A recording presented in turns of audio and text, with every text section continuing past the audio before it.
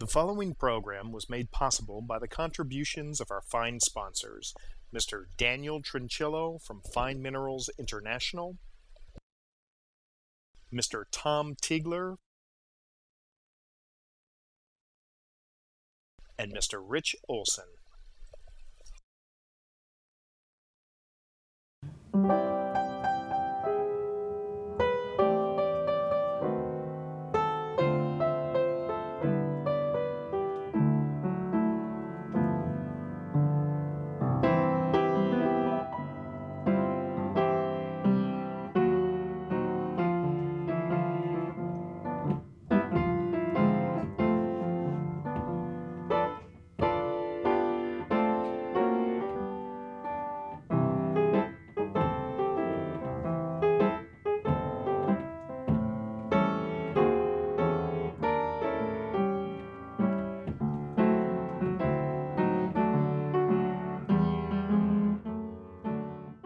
Blue Cap Productions was founded on the philosophy of education and documentation. That spirit continues in this groundbreaking new series, Mineral Perspectives. Leading-edge photographic techniques were pioneered and paired with some of the most respected collectors in the hobby today. Now, both newcomers and seasoned collectors alike have a chance to see and hear about mineral specimens in a way never before shown. It was only fitting to kick off this innovative series with three collectors who beautifully embody the philosophy of education that Blue Cap Productions stands behind. We are delighted to introduce competitive and aesthetic exhibitor Carolyn Manchester, mineralogical record editor-in-chief and noted author and artist Wendell Wilson, and museum activist and philanthropist Rich Olsen. Each of these collectors, in their unique way, is deeply committed to educating the public and budding collectors about the artistic and scientific aspects to mineralogy and mineral collecting. The theme of education binds our three collectors, but each has a somewhat different approach to collecting. We hope that you are entertained and informed by this array of exceptional specimens that truly reflect the passion and personalities of these instructive individuals.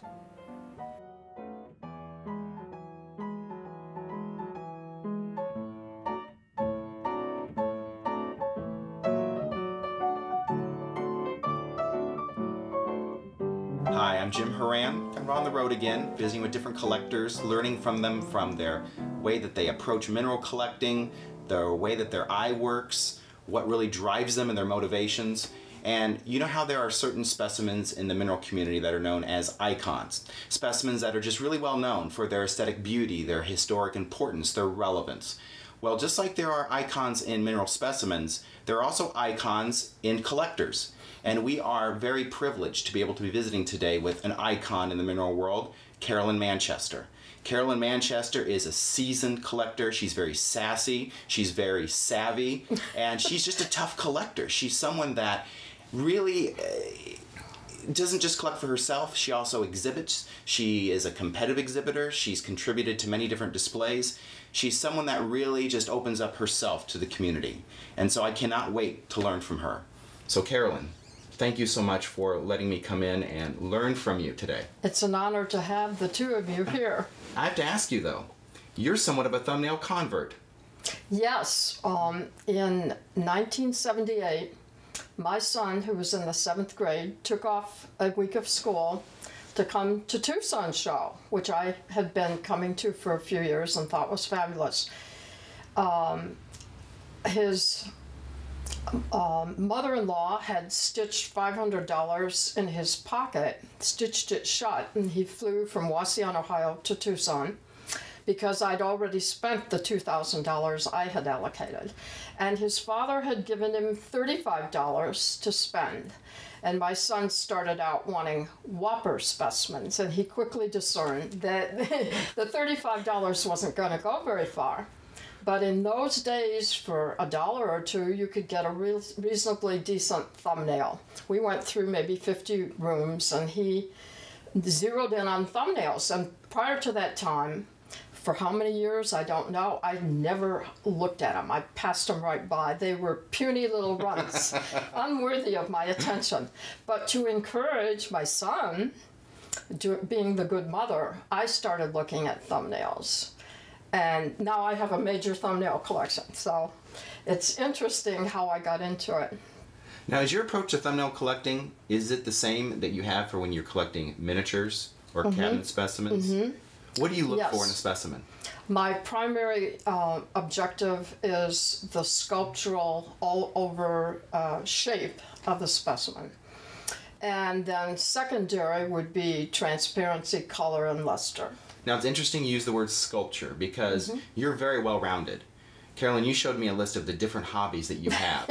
And it's fascinating because all of those different hobbies actually relate to one another. Yes. They very much do. You are so well-rounded. Do you feel that these other hobbies that also have to do with art and visual arts make you a better collector? Yes, I think it's all interconnected. It's beauty. Beauty that attracts me. And beauty in minerals, beauty in flowers, beauty in birds, butterflies, tropical fish, flowers, whatever is in nature. And I primarily zero in on nature, but I also like to go to an art museum and look at what man has created. But minerals are unique, and they were created, if you believe in God, by God. They are not easily seen. I mean, you can stroll down the road and see flowers, or you can see birds or butterflies. The minerals are hidden usually from our view, but when you do see them, they just send me into ecstasy. In the 7th grade, I began putting a mineral collection together. And when I saw my first quartz crystal, I just fell in love. And the fact that each one is unique really is very special to me. Now, you have a tremendous collection, and you've had to sort of select a few pieces that speak to you. Now, I use a lot of adjectives to describe you, but instead of me going on and on about you, I want to learn from the minerals about you. All right. They speak to you as well. So I can't wait to see what you've selected and learn about each piece. All right. Now, you're like me, Carolyn. You love quartz. It's a common mineral, but it's one that comes in so many different varieties and shapes. You could never run out of anything to collect with quartz. Rose quartz, one of the most desirable types of varieties you could have. And this one is just visually stunning. Tell me about this. I first saw this specimen at Tom Gressman's house and admired it and said, Tom, if you ever sell this, please keep me in mind. And Tom, unfortunately, had to get rid of his collection. And he gave me a phone call, and I leaped at the chance to purchase this. It's shaped like a cup. It has a very deep rose color, and it's from Afghanistan. To me, it's unique. I've never seen anything even approaching this shape or color.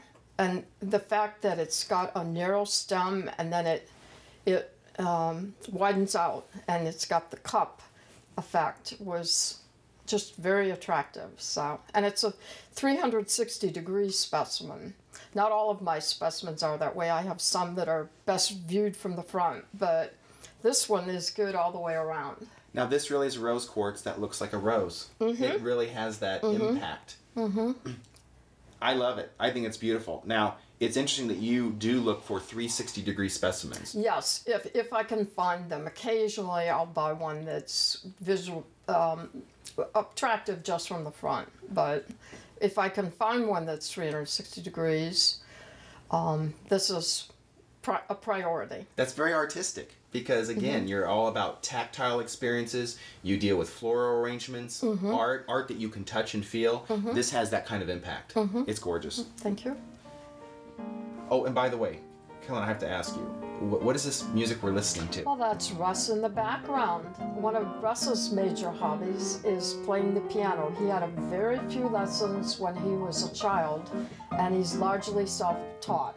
He plays mostly ragtime or ragtime style, and he's very active left hand. It's been just a hobby, but he's part of a 7-piece jazz band now, which practices weekly at one of our houses. He used to only play by himself, but he's basically self-taught. He's a reader. He has to have some degree of music in front of him. So he's tinkling in the background, and I hope it's not been disturbing, but enjoyable for you. No, It's been great. It's been a perfect compliment. It shows you how you can work together, right? Yes, Husband and wife, yes, again, you yes. have different interests, but they can also meld together. Yes. I think it really added to the whole presentation. It's fabulous. Well, thank you very much. Who doesn't like gold? Right? It's one of those minerals that even the lay public can relate to instantly. This is striking, though. This looks like a piece of art again. Why do I like this? First of all, the shape. As I told you, the shape is primary. It's an octahedron, as you can see. It's 360 degrees. It's got hoppered, where you have indentations in concentric indentations. And it's just got the color of gold, the luster, but the shape, again, is the primary attribute. And the location is interesting, Venezuela. And to me, it's just a beautiful form of nature. Now, gold crystals, they're very rare. You usually don't see them this sharp, well-defined. How did you come across to even find this? There were two men who came to the Tucson show, and one of them had maybe the world's best gold, which I held. It was called the golf ball. And the question was it real or not? This one I assumed was real, because gold has been synthesized. So you have to be very careful. But this looked so real. I mean, it's just so unique. The various faces are all different if you see it as it turns on the turntable. At any rate, the golf ball, if it were real, would have been the world's best, but the price was pretty steep. So while I wanted the golf ball, and there was some question as to whether it was real or not, I didn't get that, but I did get this one. Oh, Titanite, otherwise known as sphene. Now, it's, in my experience, hard to get very good or even great specimens of Titanite. They're so fragile, they're brittle. So tell me about this one, because this is exquisite. This specimen is not clear, which would be the major attraction for most people when they want to tighten it. But it has a bit of matrix, and when you're dealing with a 1-inch or less specimen, if you can find a single crystal with a bit of matrix, to me it adds to it. Again, it's the form. You see the beautiful faces on it. It has color, and it's again a 360-degree specimen. And the matrix penetrates the crystal. Again, it's a single crystal, which is one of my subspecialties. What is it about single crystals that intrigues you? The shape, especially if you find all the faces present. I really like floaters or a bit of matrix with it. So you're not just seeing some of the faces, you're seeing all of them. And one of the attributes of thumbnails is generally they're much more perfect. And generally they have a focal point. There's not enough space for several crystals to be on the specimen usually. So there's a focal point, which is another one of the attributes I look for.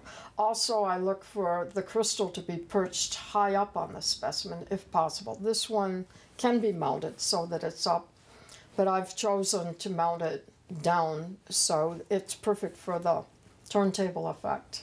Now, Paragorite, oh, this is one of those holy grail species that if you can find a great one, you're the envy of the Mineral Club. Yes. Tell me about how you got this one, because this is exquisite. Gary Nagent, who usually exhibits in the lobby or near the lobby of the Inn Suite, what's used to be called the Inn Suites in Tucson, had this. Usually he has big specimens of amethyst, but this year he had 2 specimens of Paragorite, and it's just so beautiful, so perfect. If it's backlit with a very strong light, you would see the red. So it's translucent and just a magnificent specimen. I purchased the 2 that he had, and location is Peru.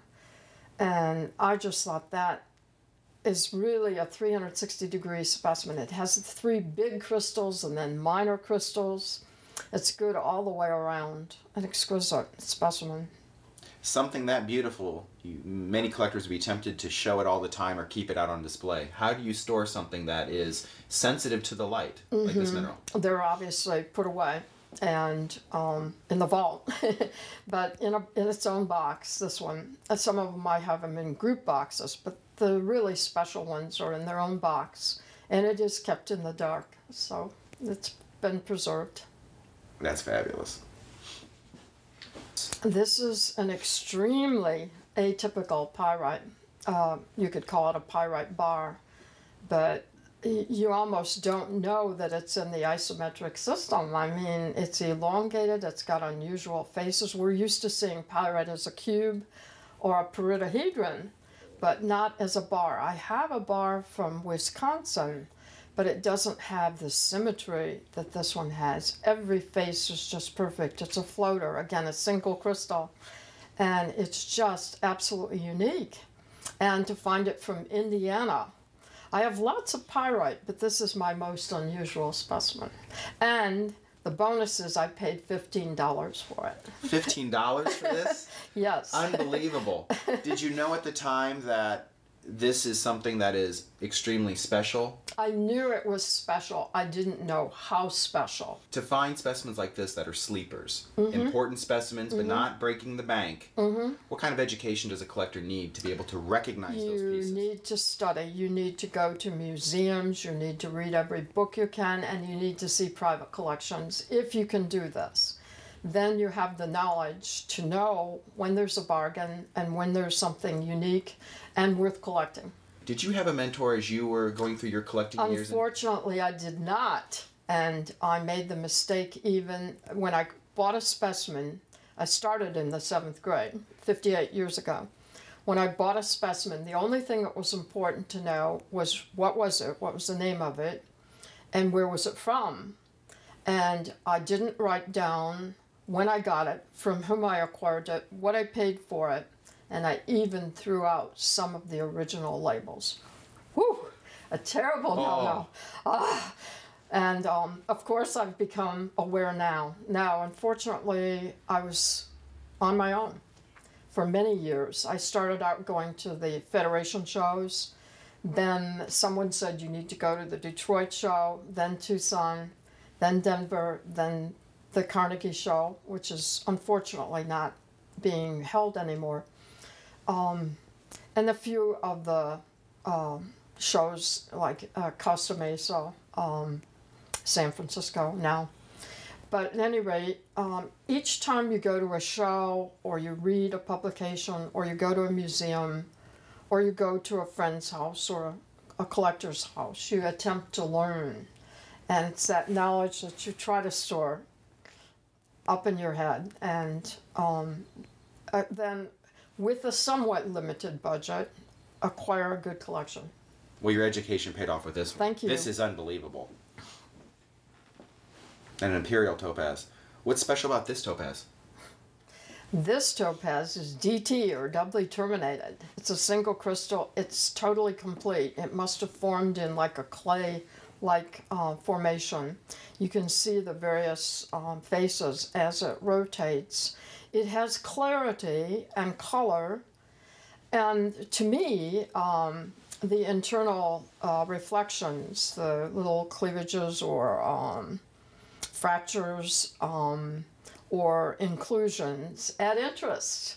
Some people, of course, would want a totally clear topaz, but to me it's more interesting in this shape. And of course the clear ones, we very rarely get to see the crystal because it's cotton formed in jewelry. But I have never seen another thumbnail doubly terminated imperial topaz. So I've never either. Some collectors look for ultimate perfection, if there is such a thing. A specimen with absolutely no flaws. And you're telling us that flaws can actually add value, interest, intrigue to a specimen. Yes. Well, look at the reflectivity because of the internal, what's going on internally in the specimen. Yeah, to me it's more interesting. If you have a totally clear specimen, it almost looks like glass. It's a little bit boring. That's what you're saying about this piece, that it's not just something you see from afar, that you're intrigued, you want to go in and study and see all the little magic that's happening inside the crystal. That really does reveal a lot about your personality. Thank you. Vanadinites have become a dime a dozen. When I first started collecting, if you had a vanadinite from Arizona, it was considered desirable and rare.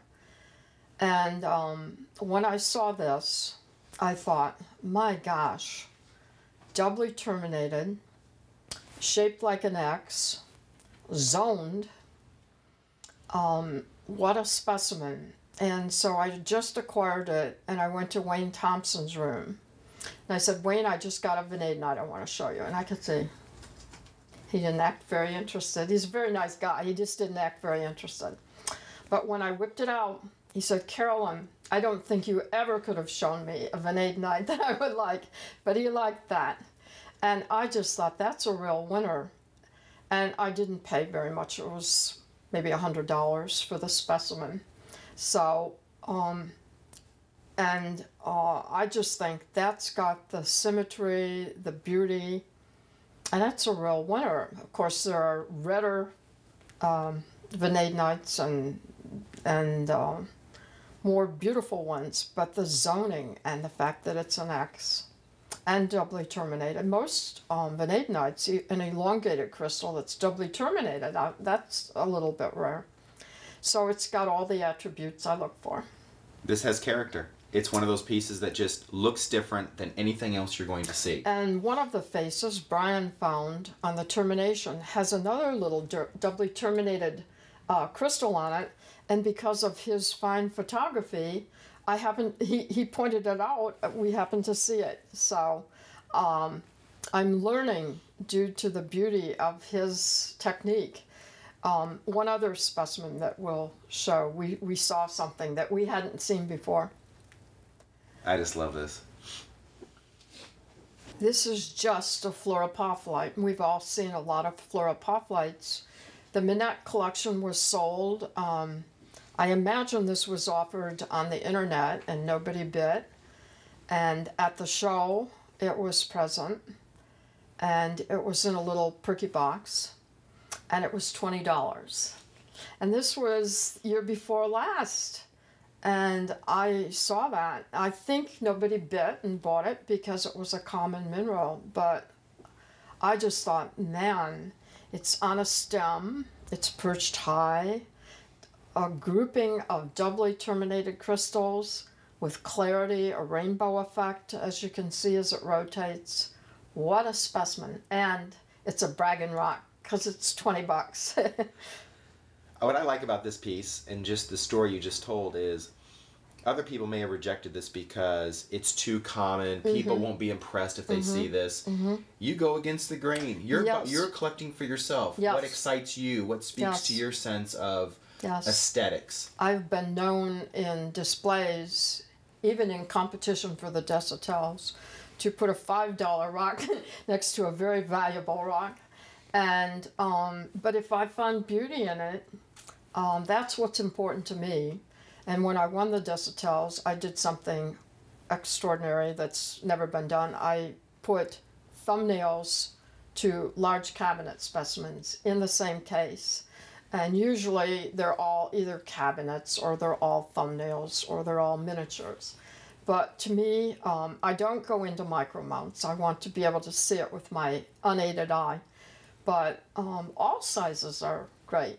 This was from the first find of ahowite and quartz. And if you look at the tip of the specimen, at the termination, you're seeing clear quartz that's not got ahowite in it. And then as you go down, you see the ahowite, so you get the double effect. And this first find actually had a little bit more intense color of ahowite. And I have 2 thumbnails of ahowite and quartz, and I've never seen another thumbnail of ahowite and quartz. They must exist, but I haven't seen them. And this is a single crystal, not on matrix. I would have preferred to have a little bit of matrix, but you can't always have everything you want. But it's got the symmetry, it's got color, it's 360 degrees, and an inclusion of ahowite, which used to be a relatively rare specimen, but with the new find, it's become a little bit more common. Do you feel that the provenance and history of a specimen is important to preserve? Oh, definitely. definitely. And the original labels, which some collectors unfortunately throw out, that's very important. Yeah, it adds to the value of the specimen. Actually, there are some collectors who want as much information as they can get. Well, now here's a fabulous compliment to the gold. If you have a gold, you have to have a silver. Tell me about this one. Sam Nasser had this in competition for his thumbnail exhibit, and he didn't win the Desertels 2 years in a row. And so he decided to sell his thumbnail collection, and I acquired it from him. And what is special about it, in addition to its depth of field, it's all the way around, the contrast between the silver, which has not yet tarnished, and the matrix, which is dark. You've got the arc with the space. Space is very important to me. If a mineral has a space within it, this adds to the beauty of it. And it's 360 degrees. Some people see a dragon in it, but it's got all the attributes I look for. It looks alive. It looks organic. It might have been something that you could have arranged. And that's just, again, it stands out different than other silvers. Silvers you can find. But to see one that you're like... The part of the mystery of this is the space that you see. You're seeing the background through it and the matrix through the arc of the circle. And that makes it special. I was thinking it was atacamite in selenite, or gypsum variety selenite from the Atacama Desert in Chile, but it's from actually Peru. But again, you have inclusions, selenite being a very common mineral. It's a beautiful selenite, but then to have the green color from the inclusions of Atacama. And again, it's 360 degrees. It's a cluster, a rose-shaped. And each termination is perfect. It's a very fragile mineral, very soft, so you have to be very careful. But to me, though a common mineral with an uncommon inclusion, it's beautiful. So this would go bring you points if you were being judged for rarity because of the Atacama. How much do you value rarity? I collect rare specimens if they're beautiful. They have to have beauty. I don't just collect for rarity's sake. But if you're in competition, some of the points are awarded for rarity. So most of the thumbnail collectors who do compete are looking for something like woodhousite or paramalaconite that has rarity, if it has also some degree of beauty. Usually the rare minerals aren't as beautiful, but you have to have some degree of beauty before I would choose it. So it plays a minor role, but it does play a role. Well said. Wow. No, that's different. That is really different. Where were you when you found this? The Detroit show in the early days, and this is a Bragan rock. This is a $10 specimen, and I have maybe 200 thumbnails. Why would I choose this? This is an example of putting a cheap rock next to a collection of more expensive ones. I love spherical rocks or balls. Why did I choose this? It's got form, first of all, the ball shape. Secondly, contrast between the matrix and the ball. Thirdly, it's got tremendous luster. Kind of reminds me of stochasite, the mineral stochasite. It's from a neat locality. It's perched high on the specimen, so it's got everything that I look for. And a neat piece. I have a collection of minerals having two balls. One person asked me, do they have to touch or can they be adjacent?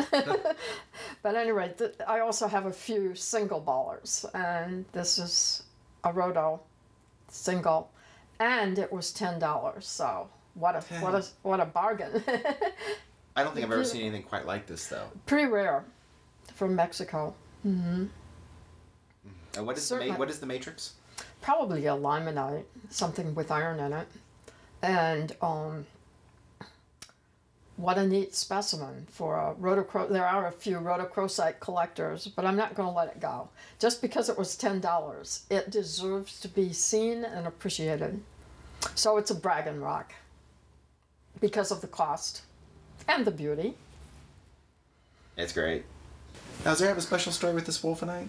Not really. Again, this was an early purchase. I think I paid $200 for it. So at that time, that was a hefty sum. But why do I like it? You have two major crystals, and again, the shape, and how they're perched, almost as if they're balancing one another.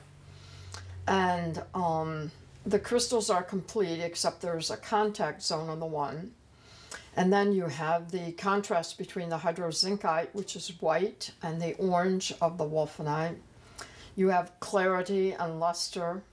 But again, the shape is the thing I go for. The perfection of the crystals. The fact that on a little tiny thumbnail, you have two perfect crystals and a bit of matrix. And you have space. If you notice as it comes around, you have the view of space between them.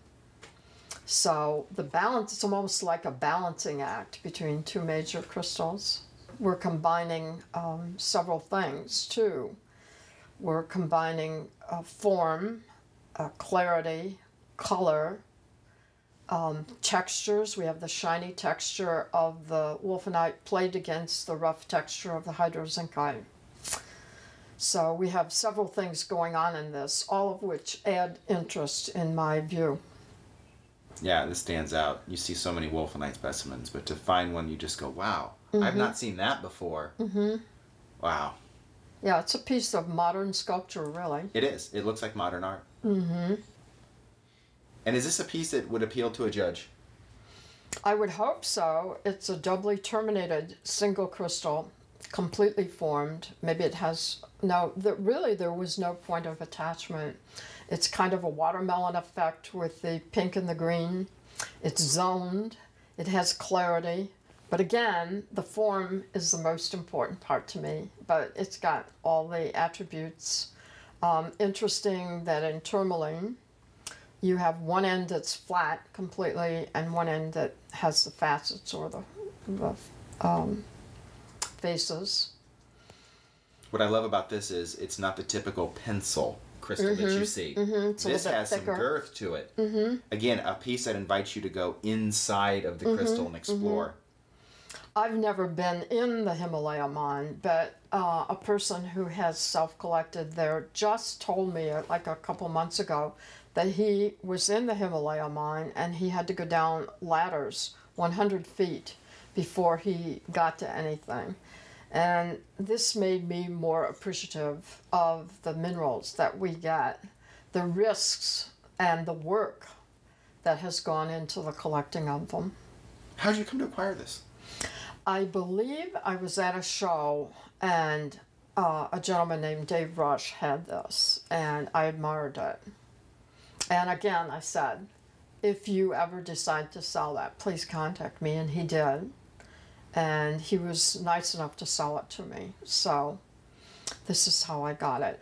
And I just think it's one of the most perfect albiite tourmaline specimens I've ever seen. Can you define for us what an association piece is? An association piece is coming up where you have several minerals on the same piece. And here we have 3 different minerals on the same piece. We have a matrix of copper. By the way, this is one of my signature pieces. I have probably 3, and this is the first one I acquired. Then we have calcite that is clear, colorless, and then it appears to float within the center a ball of cuprite variety chalcotrichite. And to me, this, you have the phantom effect. This is the mystery. This is even a photographic trophy mineral in that usually with most of my minerals, I want the focal point centered, but in photography, you want the focal point 1/3 in from the end. So from the photographic criterion standpoint, this is a real winner because the focal point is not centered, which is usually what I look for. But from a photographer's standpoint, it's more of a winner because of that. So we have the 3 minerals all in perfection. You have the contrast between the very lustrous faces of the calcite and the very rough texture of the copper. So it's a real winner. And this is such a famous specimen that Jeff Scoville asked if he could photograph it, and Wendell Wilson asked if he could photograph it for free. So it's a very well-known specimen. I can see why you fall in love with it every time you probably see it. Mm-hmm. And there's probably something always new you can notice about it. Mm-hmm. That's gorgeous. Now, what's the story behind this dioptase? First of all, you have 3 major crystals that are each perfect, very, very sharp faces, and you have calcite at the base, so you have contrast of color between the white and the green. It's 360 degrees. It's got the color, the form, contrast. It's perched high on a stem of matrix. You've got the little ones coming around at the base. Just an exquisite specimen. To me, it looks like a little flower in bloom with a little budding flower at the bottom. This is, again, it's one of those pieces like, if Carolyn was going to come up with a new flower arrangement, this could serve as inspiration. Yes, that's what I look for in a dioptase. I have some that are bigger crystals, but not with the 360-degree perfection of this. Oh, I guess there are 4, actually. How long have you had this? I was thinking 3. Again, an early purchase. And some of the specimens were very reasonable at the beginning. I mean, for $1 or $2, when I first started collecting the thumbnails, they were very reasonably priced. And I think I paid $200 for this one. And it would be over $1,000 now. Oh yes, so you got a great deal. Luckily, I started collecting at an earlier time when it was less painful to make a purchase. But even if someone had to pay a large amount for that, when you look at it, it's one of those things that just kind of takes your breath away. All the nooks and crannies, the luster, the texture, the balance again. I can see why you chose this one. I know Carolyn, this is your your son's favorite anyway. No, this isn't just my favorite red barrel. This is my favorite thumbnail of all time. In fact, it chokes me up whenever I see this thing because it is the most beautiful piece of nature I think I've ever seen. The larger crystal is doubly terminated, but the side crystal coming out is what makes it rare. Look at the little triangles as it comes around on the termination. It's got a flat termination, but at each corner there's a little triangle. It has the matrix, so it's got the color, it's got a degree, some clarity. It could be cut, but oof, we don't want to do that. We don't even want to think about it. It's from the only locality in the world where it's found. So, what a specimen. And one of the lessons from this piece is that you don't need big flashy cabinet specimens to have something that tugs at someone's soul. The color on this, the shape, it's just, this could be 100 feet tall. And this is one of the ones I paid quite a bit for, but it's doubled, tripled, quadrupled in price. So sometimes when you go for it, painful at the time, they do escalate in value. Oh, I just love it. Oh, beautiful. It's just fun to watch you, Jim, respond to this. I mean, You understand what this is. literally tears came to your eyes. Really? This thing is... His son said that it was his favorite. Yeah, my son loves just red, you know. He loves barrel, but this for me is just... It is breathtaking. It's the Holy Grail. Yeah. It's the Holy Grail. You know what I'm going to say, Carolyn? This is a piece I've admired. Again, for a colorblind person, I see green. And not just green, but neon screaming green. How did you ever come to get this? I purchased this at the Detroit show. It was expensive at the time, and I had it for several years, and acquired Pete Bancroft's book, and my gosh, I thought, I've got that piece, I think. So I took the piece out of the wall and held it next to the picture and studied it and measured it. Well, my gosh, this is the piece. So I just think it's beautiful. The terminations are showing up dark, so you've got a contrast between that and the green of the C-axis part. And you've got striations, you've got beautiful, beautiful faceted faces. It is a single crystal with no matrix. Normally I would want matrix, but because of the beauty and the fact that you have a side crystal, a prominent side crystal, that made it okay. And I just think it's absolutely beautiful from every angle. I'm glad you chose this piece. You said early on that you're open-minded. And you have to be. If you put too many parameters or constraints on yourself, you're going to miss some things that can really fit into a collection, even though it may not seem obvious at the time. And how are you going to improve upon this? I don't know. There are two, actually, side crystals I see. And to me, this is quite perfect. You don't need to say much about this piece. It's just the color is the first thing that grabs me. Fluorapatite from pulsifer quarry would be more valuable. This is not a pulsifer, it's from Brazil, but it has color, it has some clarity or translucence, I think clarity actually, and it has the contrast between the albite and the schorl. And it's mounted off center, so for a photographer it would be a dream picture. The focal, of course, is the fluorapatite, excuse me.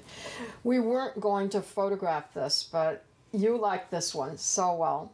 And I had picked this for the display in Tucson of thumbnails. And it won the Best Brazilian Thumbnail at Tucson. So it's a favorite of mine. It's a favorite of mine as well. You know, when it was in the case, you could stand 12 feet away from that case and you could see this beaconing to you like a lighthouse. The color, it just screams across a room. And it's one of those pieces, again, it's kind of iconic, the way the composition is and the balance. But again, it's the color. It's a color that looks more real than real, neon. So, and it's 360 degrees. Exactly. Again. Exactly. I just love it. I just love it. And usually apatite is not a species that really gets me excited. But this, again, has so much happening in this small space that it's remarkable. Carolyn, thank you so much. This was a thrill. I wish there was more time to show all of your specimens. There's something to learn in each and every one of them. And the stories, and to see how you light up when you talk about it, and how this relates to all of your other hobbies. It's just been an absolute delight. It was an honor to have the two of you come. I don't feel like I deserve that. I feel like I'm kind of on the fringes of the mineral hobby. Oh, no. To have you come and appreciate my specimens was great. Well, I really mean it. You are obviously well regarded in the hobby. You are an icon of collecting, whether you're going to admit it to yourself or not. You are. Thank you. And I love the fact that you share. You're about education. It's obviously the collections for yourself, your own enjoyment and enrichment, but the fact that you share it with other hobbyists, both in print and in person, it's inspirational. Thank and you that very to much. learn that Russ supports you so much in this hobby, and it's something that brings you two closer. It's wonderful. It's Thank wonderful. you very much. And that's what this is about.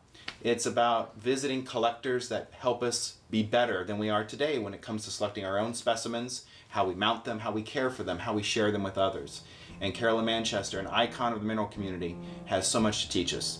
So again, I'm going back on the road to find more collectors that can teach me, teach you, and help us all make the mineral community closer together. And Carolyn, thank you. This has just been remarkable.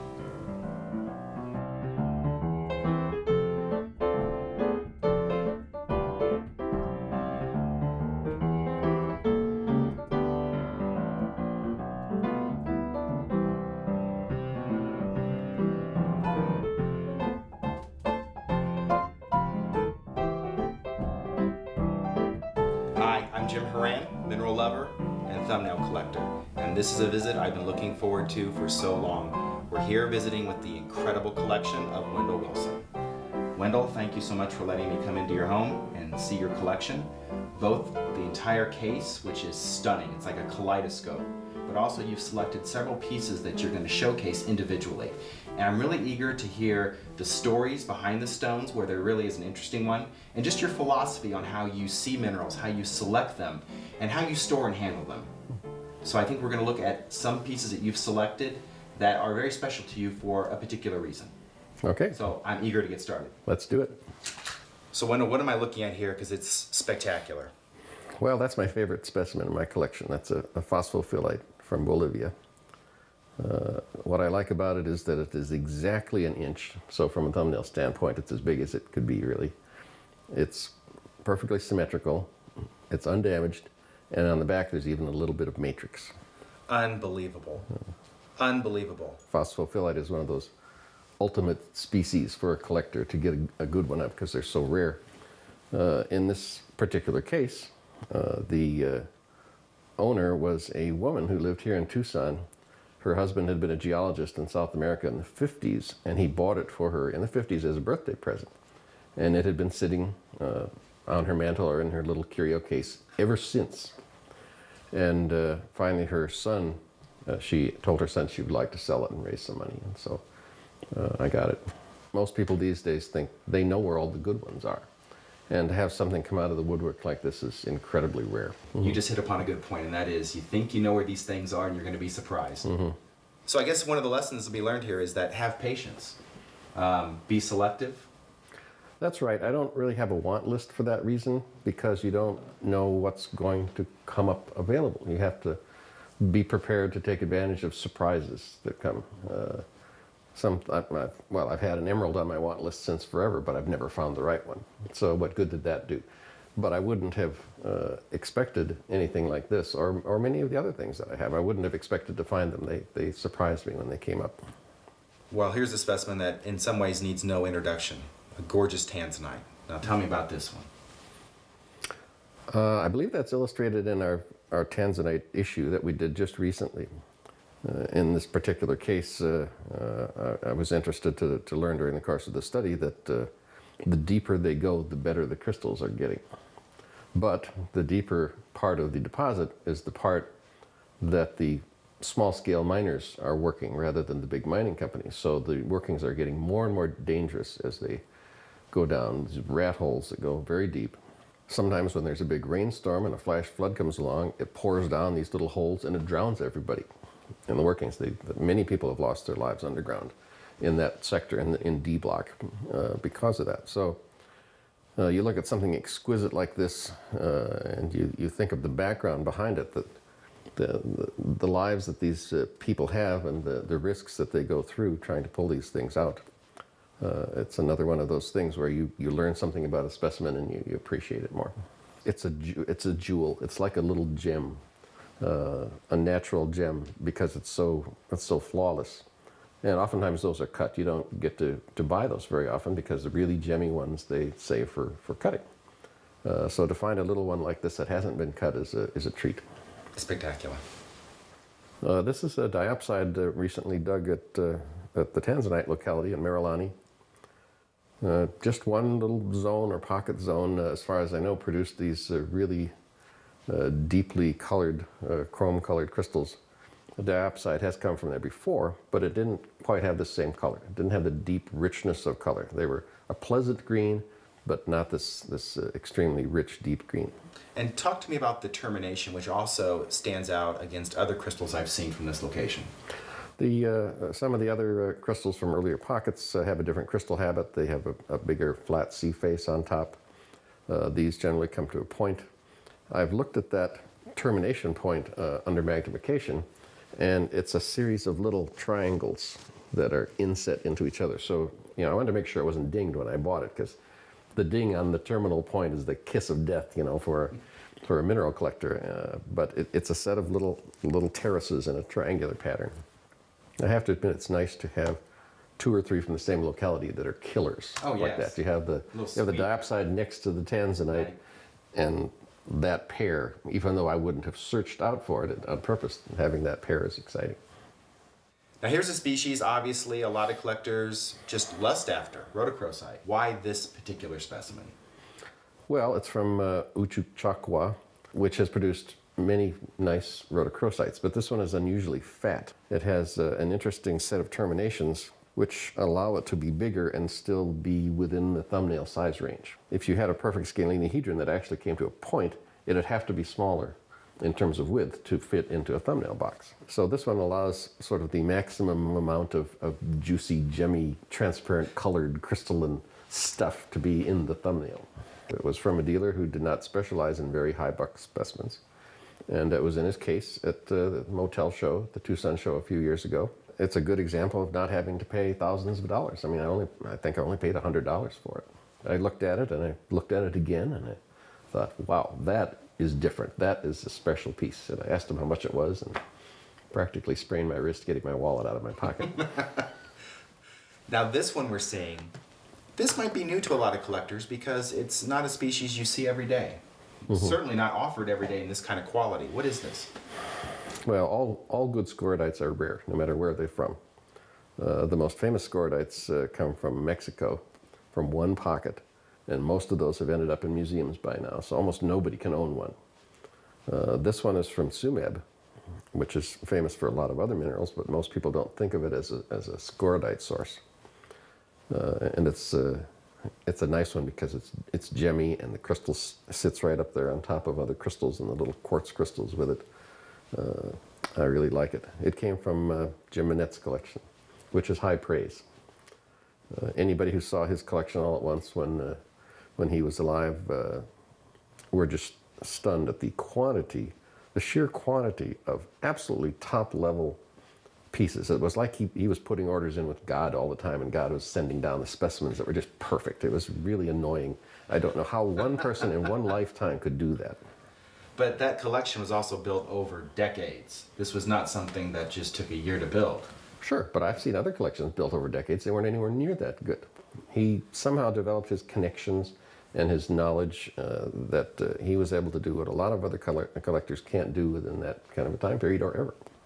So legrandite, another species that people really want in their collection, but hard to find.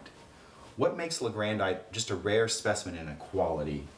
Well, first of all, they come from very deep in the mine, and it's only a small zone that has produced them. They've come in two different general habits. One is the spray, and the other one is more like a single crystal. Now, this is one of the sprays, and it's a particularly nice one because it's almost a spherical spray instead of a limited spray. This was another one from Jim Manette's collection. He only had two really good legrandites through all the years of collecting. And the other one was more of a big single.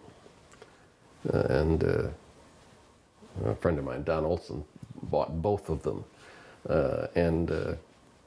He's not a collector of this kind of minerals. He collects Michigan copper minerals. But he thought, if I buy those two, I can trade them to somebody for some big-time Michigan copper.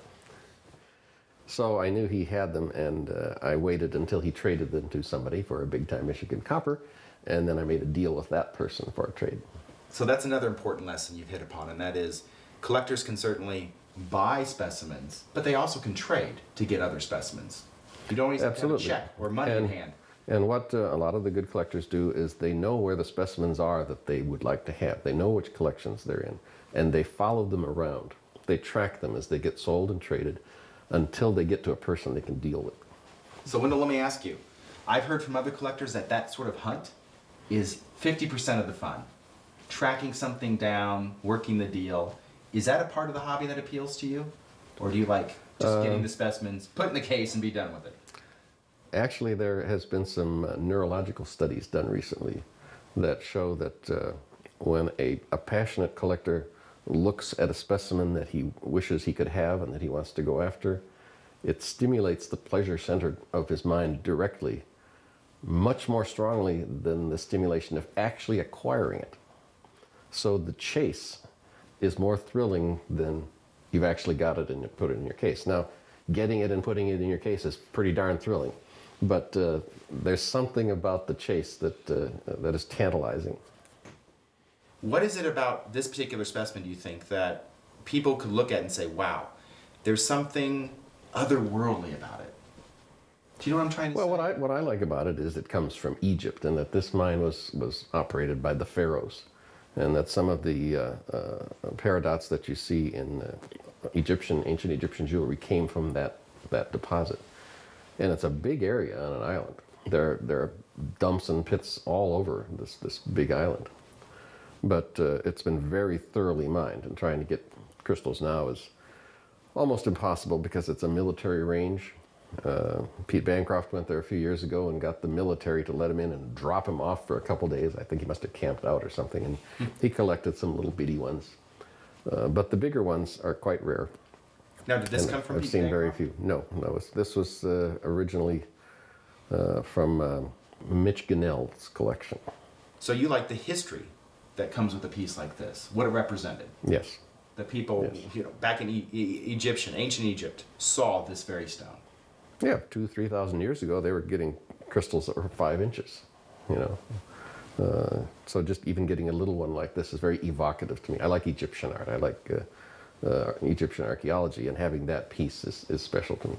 Oh, it's a crossover interest. Yeah. Do you think a lot of collectors have crossover interests, and that's how they choose pieces, because it stimulates some other aspect of their life that, Yeah, I think that some pieces resonate with certain collectors because of other things that they're interested in. That's beautiful.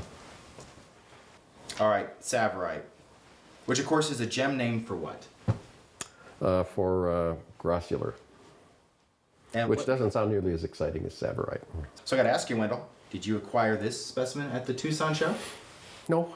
Where did this come from? A dealer called me and he said, I know you like the gemmy, colorful little things. I have the Tsavorite crystal. It could cut a stone, but I thought I would ask you first. And I was glad he did. I said, let's save it the way it is. This particular crystal, though, it was being considered to be cut. Does it have any little chatter, little nicks or dings on it? And what's acceptable level of damage to an elite thumbnail collector? Well, Dave Wilbur introduced, I'm not sure if he introduced the term. I think people introduced the term because he was paying attention to smaller damage spots than other collectors were at the time paying attention to. So these little tiny little rub dings on the edge got to be called Wilburs. Okay, Wilburs are bad. It's not a good idea to have those. Since then, collectors have become even more demanding, and among my friends we have a term called a nano Wilbur, a really, really small Wilbur. And if you can see it without a hand lens, it's too big. So you want them to be visually perfect at the unaided eye level. Now, this particular ROM, it's gorgeous. It's gorgeous. Looks like a piece of red ice. What's the story behind this? Well, as most of these have, it came through Brian Lee's. I like it because it has little specks of tetrahedrite inside it, which under certain lighting conditions make it sort of sparkle inside in an unusual way. But it's a perfect ROM. It's undamaged. It looks good all around, and I get a lot of pleasure looking at it. Sweet Home rhodochrosite, and I've talked about this with many people, is the #1 collectible mineral in the mineral world. Every major collection, every major collector, they have to have a good one. If they don't, something's missing. Why? They can be missing other things, but they should not be missing a Sweet Home rhodochrosite. It's just the ultimate in many ways. Now, this also has tetrahedrite on the side, correct? Yes. So talk to me about what it means in the mineral world to have an association specimen. Well, it's nice if it's aesthetic. It adds a little something. It's not always critical. If we just have a crystal on matrix, well, matrix helps. I think a crystal on matrix, I've always liked that better than a crystal without matrix. But a crystal with another little mineral on the side instead of matrix is nice too. Obviously, the ultimate is to have a crystal on matrix with a little bit of some other mineral or two tucked inconspicuously but nicely around the side, so you get everything in one piece. And I have a lot of specimens that are single crystals on matrix. It's just one of the things I like. And when you get down to thumbnail size, you can't have too many crystals or they get so small that you can't appreciate them individually. So I like bigger crystals, more singles on matrix. Londonite is an analog of rhodozite, and it comes from Madagascar. This particular one, as far as I know, is the best thumbnail of Londonite, and it was analyzed as part of the description of the species. So I suppose you'd consider it a co-type or one of those kinds of descriptions. Does that increase the value of a specimen if it's a co-type or if it comes from the type locality?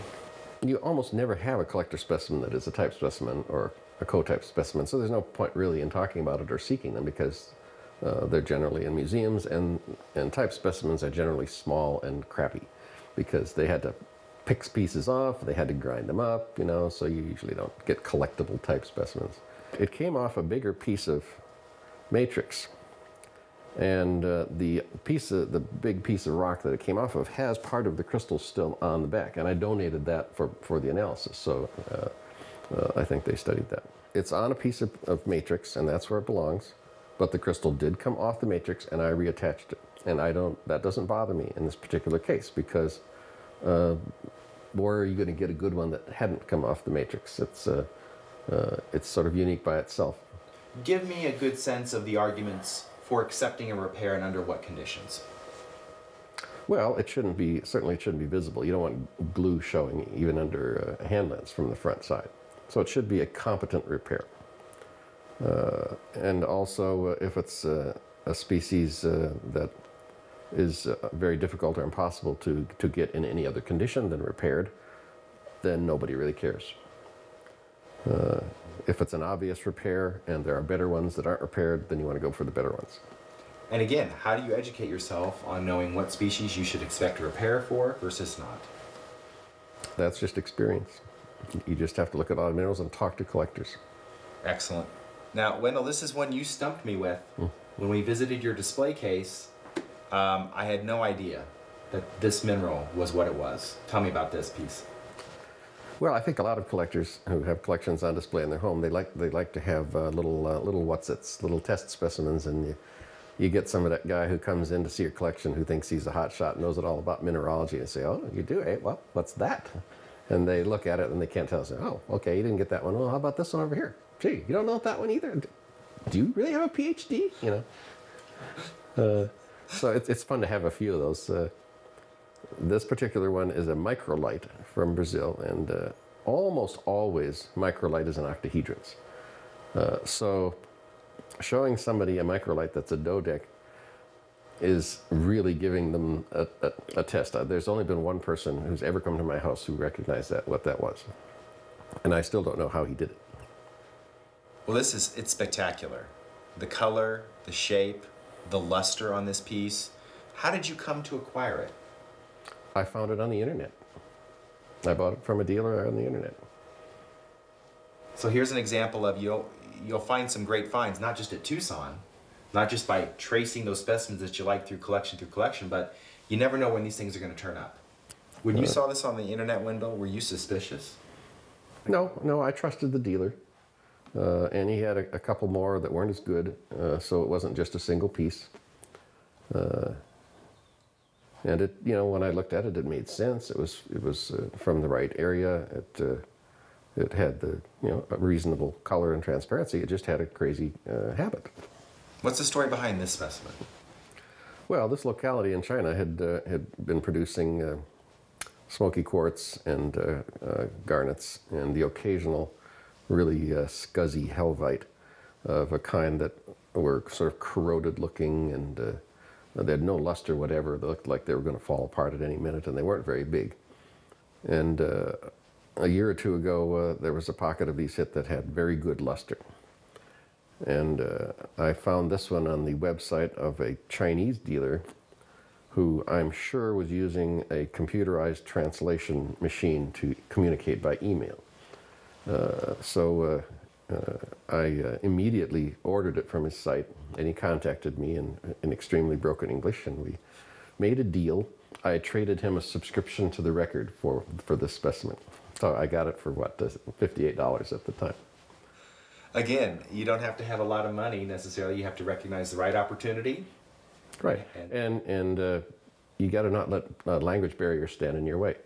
There have been specimens I've purchased from Chinese dealers at the Tucson show. It was their first time. They didn't know one word of English. We couldn't even discuss price because they didn't know the English words for numbers. So we would do it with a calculator. He'd type in the price on the calculator and show it to me, and I'd say no, and I'd type in it at lower price, and we'd say, okay, and get out the money. That's excellent. That is a really pretty specimen. Really sharp. Oh. It's very sharp, and that luster is what's so unusual. Now, Rutiel, that's a specimen that many people say it's common, not worth collecting. What do you say to that? Well, there are a couple of very good localities where it is very much worth collecting. Graves Mountain is a classic locality, and this particular piece is truly good all around. I can, on alternate weeks, I can turn it 90 degrees or 180 degrees and let it sit that way for a while in my showcase. It's good from the front and the back, and it's twinned. It's just got everything. Now, this is a case where some mineral collectors would say this is a black ugly. Do all minerals to be desirable, do they have to be gemmy and really colorful? Oh, absolutely not. I have a surprising number of black minerals and metallic minerals in my collection that I like for what they are. I say surprising. It's surprising to me because I like the colored gemmy ones so much, but with some regularity, I'll spot some little dark beauty that does it for me anyway, and I don't question. I just acquire it if I can. So is it more, for this piece, is it more the shape or more the locality, that you have a classic locality represented? Or It's more the luster and the shape. The fact that it's from Graves Mountain isn't particularly important because there really isn't any other locality that would have produced it anyway. So I don't treasure it because it's from Georgia. I treasure it because of the form mostly and the luster. Excellent. That is pretty. Red barrel, just the color red gets a lot of collectors' hearts pumping, dopamine stimulated in their brains. What is it about red barrel specimens that make it one of, again, those holy grail pieces? Well, it's the color primarily. I mean, barrel specimens of other colors are available on the market by the ton. And they make nice collectibles, and emeralds are beautiful, and aquamarines are lovely, and heliodors are fine, but only at this one place in the world do you get red barrel like this. So it's unique to the locality. The color is unique. The crystals are commonly in the thumbnail range. So it's a species that is perfectly suited as thumbnail collectors. You just don't see 4-inch crystals. You do not get cabinet specimens of this material. So then they come out slowly, and they're still coming out periodically. It's not a locality that has been prone to instant exhaustion. So each year there are a few decent collectible crystals that come out. They're priced pretty much according to the gem value inside the crystal, which is part of their business, so you can't blame them for that. It has an unusual color. The red of red barrel is different from the red of any other mineral, and I don't quite know how to describe it, but it's a little on the blue side. It's not a ruby red. It's just a unique red. And why this particular piece? Why did you choose this one?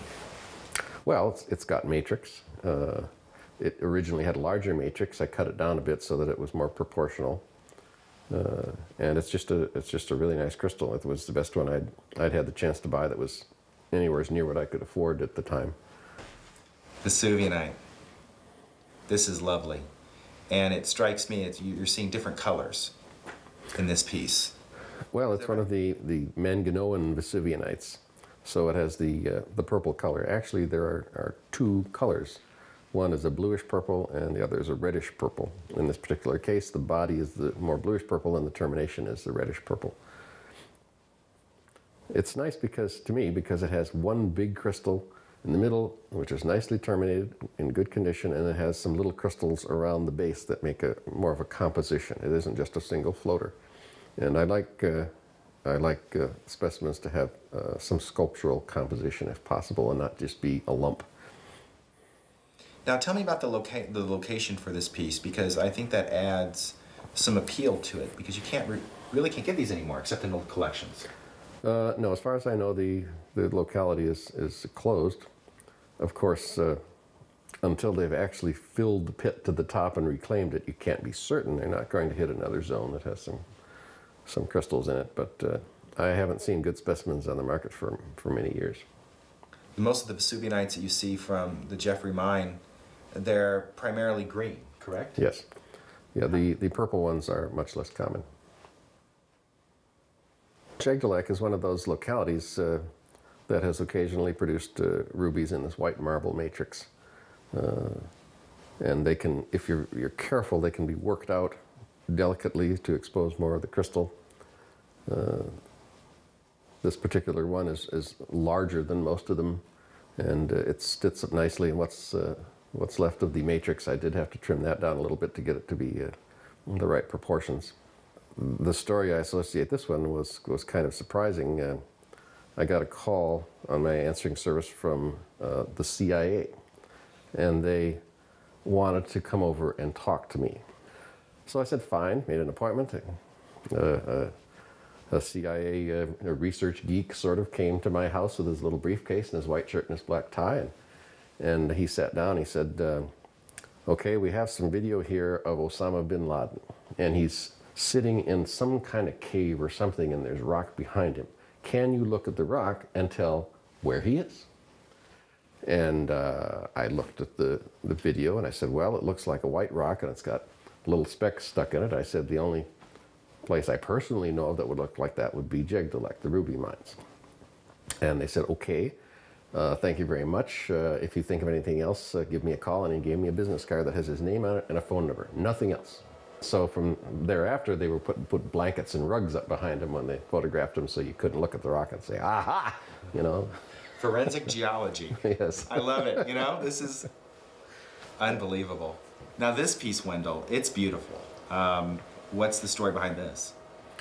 It's one of those sumabimbatites that came from the famous 1972 pocket, which Is that called the gem pocket? I'm sorry. Yeah, the gem pocket. And people have always considered that to be the finest expression of the species, was the crystals from that pocket. Gemmy, you know, transparent, pale yellow. It's another one of those that I've always wanted, that most collectors have always wanted. And I finally got a chance to get a pretty good one. It's what we call a box buster. It's a little too big for a thumbnail for competition, but it looks good in my thumbnail collection anyway, so I don't care. That's not to say I wouldn't still be looking for another one if I found a very nice one, but I'm happy with this one. Now, aquamarine, you can find it at any part of the Tucson show, any of the satellite shows. Mm-hmm. So what was it about this one that spoke to you? Well, it's from a different locality than you usually get to see, the Orongo Mountains, although they've produced quite a few aquamarines lately.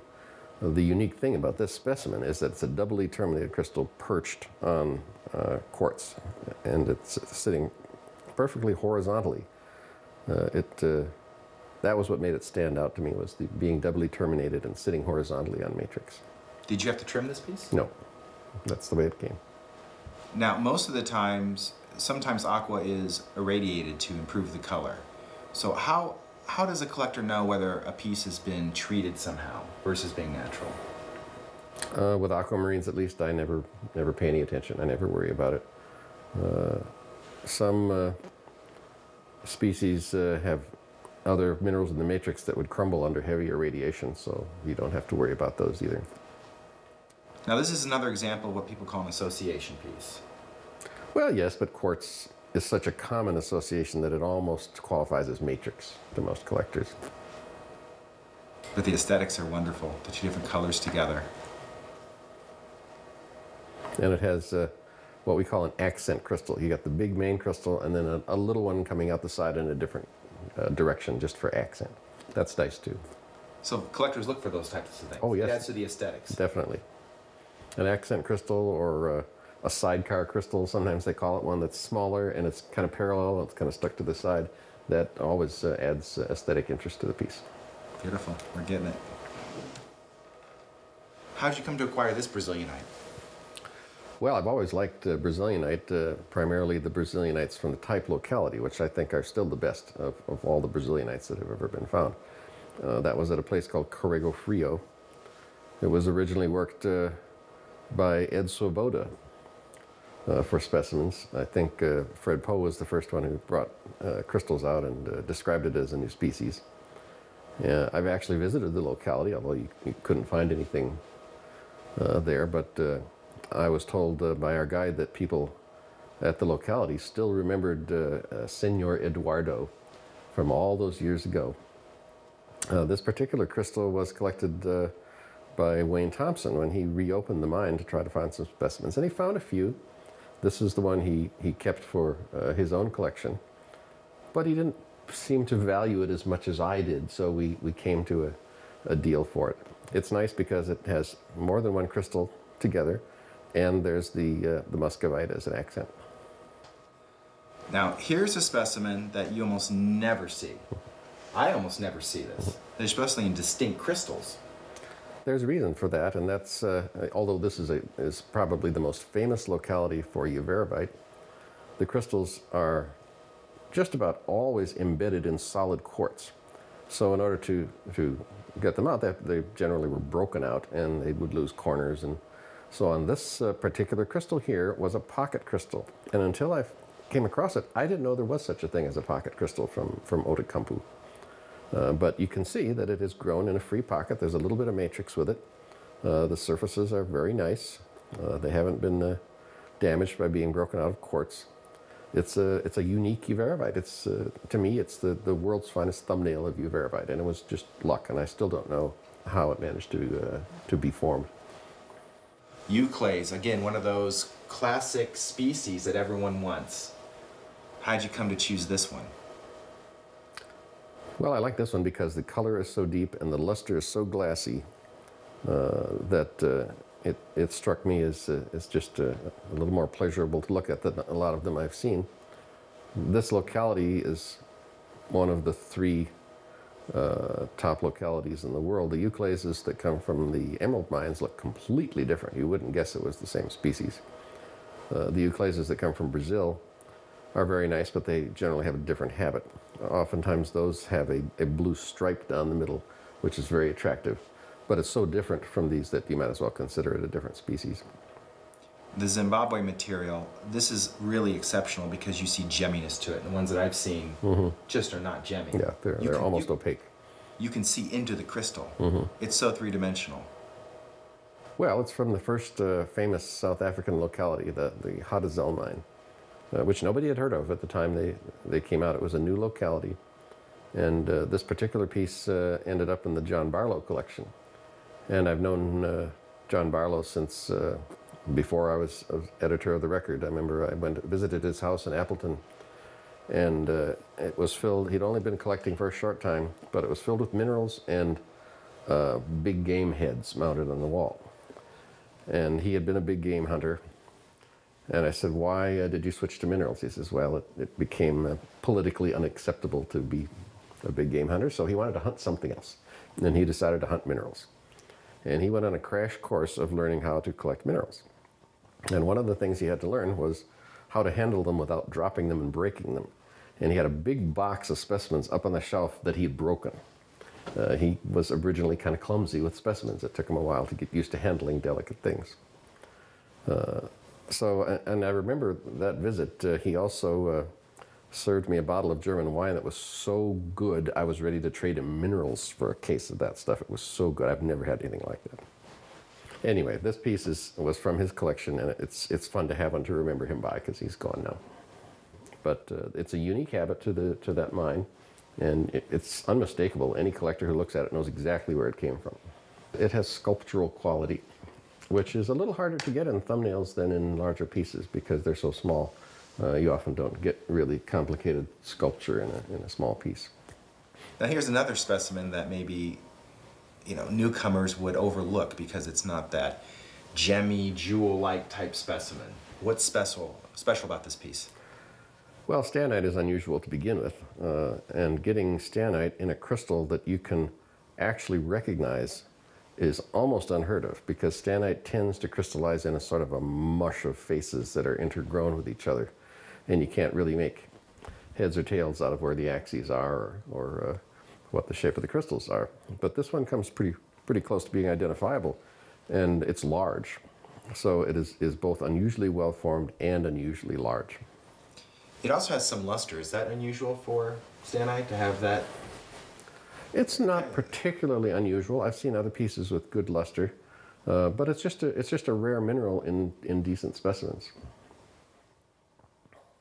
I like having some rarities in my collection that are good ones, that aren't just ugly rarities, because I think that gives breadth to a collection. Somebody once said that there's really only about 30 species that most people collect, and that's probably true, and I don't like that. I don't want my collection to be that way. I want it to have more depth than that. So I do actively look for really good specimens of rare or uncommon species to broaden it. And here's another good kind of a situation like that. Here's another metallic mineral. Yes, and these were only found for a fairly short period of time, just a few years, and then they weren't coming out anymore. And I remember seeing some. They tended to be rather awkward on matrix. I only saw one good miniature that I should have bought, but I didn't, until this one came along, which was from an old collection. And it looks like a V-twin. Yes. Which I've never really seen like that. It's unusual. It was just striking compared to all the others I've seen. It looks like a metallic chrysoberyl. Yeah, that's what it looks like. And it's complete 360. Yes, the backside is good too, as you can see. Now, even though thumbnail collectors talk about the display side that they're showing, how important is it that a piece has quality 360, or at least around most of the specimen? Well, it definitely adds quality to the piece.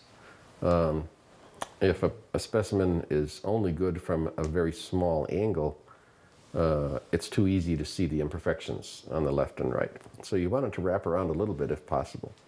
And the farther around it wraps, the better it is. It's a matter of quality. There are some elite collectors of cabinet pieces and miniatures who will only buy specimens that are good all around. So it's an end point. I don't think it's that any collector should consider a requirement, because there just isn't enough to choose from that are good all around. But if you see it, it's a good point. Excellent. I can't wait to hear about this one. Well, I've always wanted a good audulite. I figured it was going to have to come from the Yukon.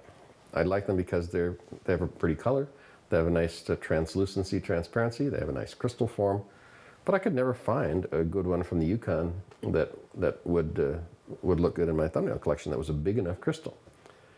And then there was a small pocket of these struck, and I found this one on the website of an Italian mineral dealer. And the other things he had weren't, particularly wild, but this one was really good. And I ordered it immediately. You have to do that on the internet because they can go very quickly on the internet.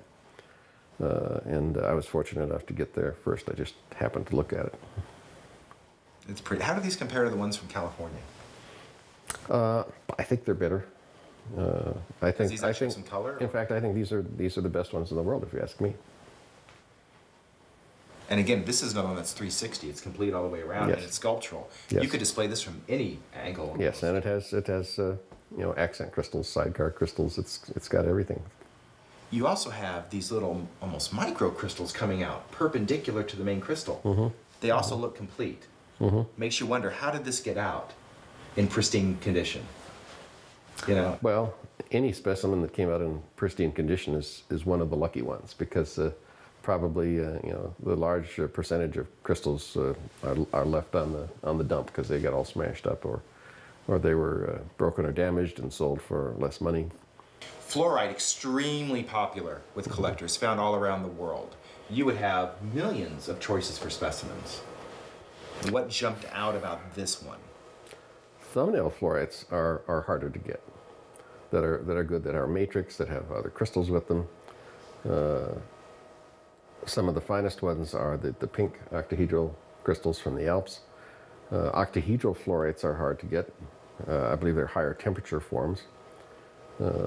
These crystals from Riemwasmach are unusual in that they're octahedral and they're green instead of pink.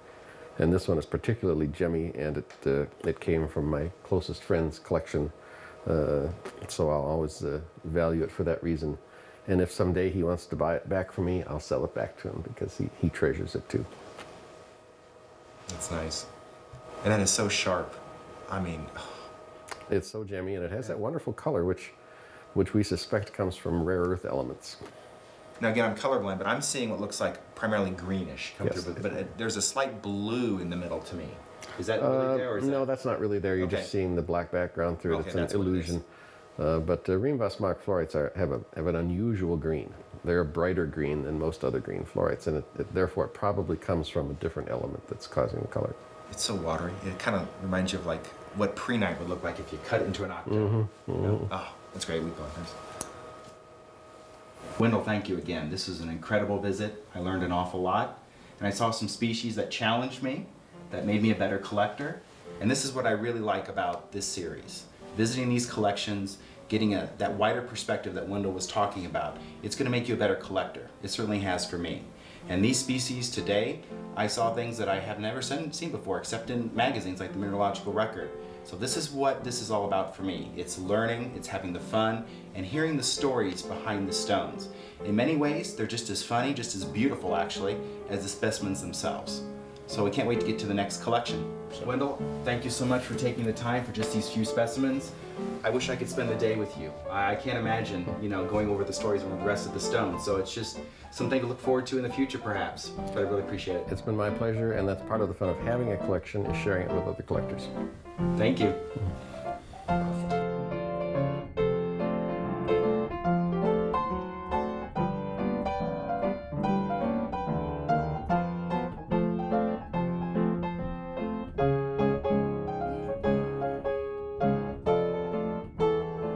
I'm Jim Houran, and I've come to North Carolina to visit with a man in his collection. A man that might be best described as an unsung hero in the hobby. I say that because he's a person that has created an outstanding collection, but he didn't do it to gain accolades for himself. He's deliberately flown under the radar because his main passion is public education. What he really wants to do is grab the public's, the people's imagination, get them interested in the natural sciences. He has shared his time, his talent, his resources, and his collection with many museums. He is a frequent contributor to many gem and mineral shows, and of course he's very generous in sharing his collection with us today. I'm talking about a man that, for once, needs to come from behind the curtain to step into the limelight a bit. I'm introducing Rich Olsen, a person that's not only become a personal friend of mine, but someone that has a lot to teach us as collectors, whether you're new or experienced. Rich, thanks so much for letting us come in. Thank you. You're welcome. I'm so eager to learn about your philosophies because you are someone that has been in the hobby for a number of different years. Not to say your age, but you're like an old timer in this, right? Yes, I am. Yes, I am. But you've not always focused on thumbnails. No. How did you come to focus on these? Well, it's interesting. My first collection, as I've told you, began in about 1973. And I should add that I'm a geologist, a petroleum geologist, so I've always had an interest in this part of the world, but it's not something that I was doing until I reached middle age, I guess. But in 1973, I bought my first mineral from Chris Wright, an active dealer, still active today, still a good friend and someone I deal with regularly. And I built a very large collection, actually, over the years, until the early 90s, of miniatures and larger specimens. And at that time, I guess I was looking for visual impact or whatever it may have been, and it was an attraction to certain specimens regardless of size. But I started to realize over time that these didn't always offer me the perfection or the exact answer to what I was looking for in mineral collecting. So after I sold that collection and retired rather early in life, I got a chance to review a lot of books and think a lot about collecting and what it was I really wanted to do. And I decided that small specimens were for me. I kind of think of them as small wonders, I guess. And there's a lot to be seen in those. They're of a uniform size, more or less. As you'll see, I collect a uniform size, larger thumbnails, smaller thumbnails, and things they call toenails nowadays. But I like the perfection and variety in those. And when I display, I like things to actually have the display itself to have a visual impact. The individual specimens are important, but the sum of the whole is better than the sum of the parts, and that's the way I look at it. And I do display specimens in this size range, and was surprised to find out how many other people like to look at them like that. So it's kind of different. I know a lot of thumbnail collectors tend to keep their specimens in drawers and maybe bring them out for certain interested parties to look at them. But I display mine just like somebody who displays cabinet specimens, and that's just kind of the way I look at it. And I'm also very interested in the mineralogical sciences of this. So I have on my labels that are in my house, and hopefully we'll see a few sometime during this video, mine have a great deal of information, far more than the AFMS would tolerate in a label on their stuff. But I'm also trying to teach via the label. I want someone to be able to learn as much as they want by looking at the labels with these things without them overwhelming the specimen, hopefully. What really struck me about your display is it's not just something for you. A lot of people collect for themselves, their own enrichment, and certainly you do that. But you're also there to entice people. And what struck me about your display, unlike cabinet specimens that you can walk by 7 feet and still see it, your specimens, it's a kaleidoscope of color that invites you in. And when you're in, then you start seeing, oh, wait a minute, what is this mineral, this pretty thing that caught my eye? Wait a minute, this is the same mineral, it looks different. Why is that? It really is a way to capture someone visually and then intellectually. I love the approach. That's exactly what it's supposed to do. And I've just started here in North Carolina.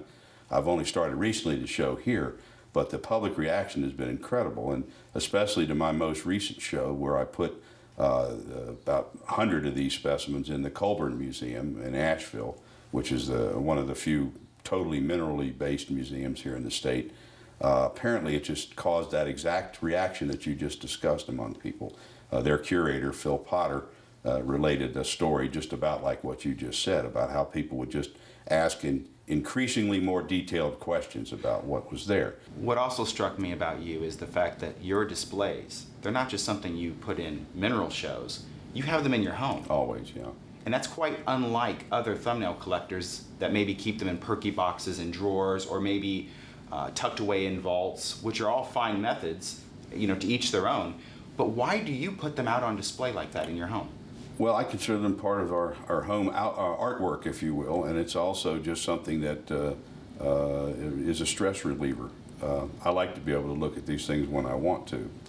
As you know, I don't leave the lights on in them all the time. I have a gadget that turns them on when I want them and not when I don't. And it involves me in my hobby all the time, so it's there. But again, remember what I said, I go for the overall effect of the case. I don't just go for each individual specimen. So in a way, it's kind of artwork in our house, and that's how I view it. And I rarely store my stuff. I do have a giant impenetrable safe, and that's another benefit to the size I collect. As you know, I brought all of the specimens that are over here today, which is somewhat over 100 that we've looked at, in an igloo cooler and some fishing tackle boxes. So thumbnails are easy to transport. It's just practical. Well, we can't get through all 100, obviously, but you've chosen a select few that reflect who you are, your experience, your philosophy about collecting. So I'm eager to jump in and see what they're all about. Great. Tell me about this piece. I was on a dealer's website, and I found what I thought was a great rhodochrosite specimen. It's not this one. And I said, I'd like this. And he said, well, good. And he said, let me check it. And oddly enough, usually these dealers are quite quick to put it in a box once you're ready to pay for it, but I didn't hear from him for a couple of days. And he calls me and says, Rich, I was suspicious of this rhodochrosite specimen. I thought it might be a fake. So I dipped it in some stuff to see if the crystals would fall off, and they did.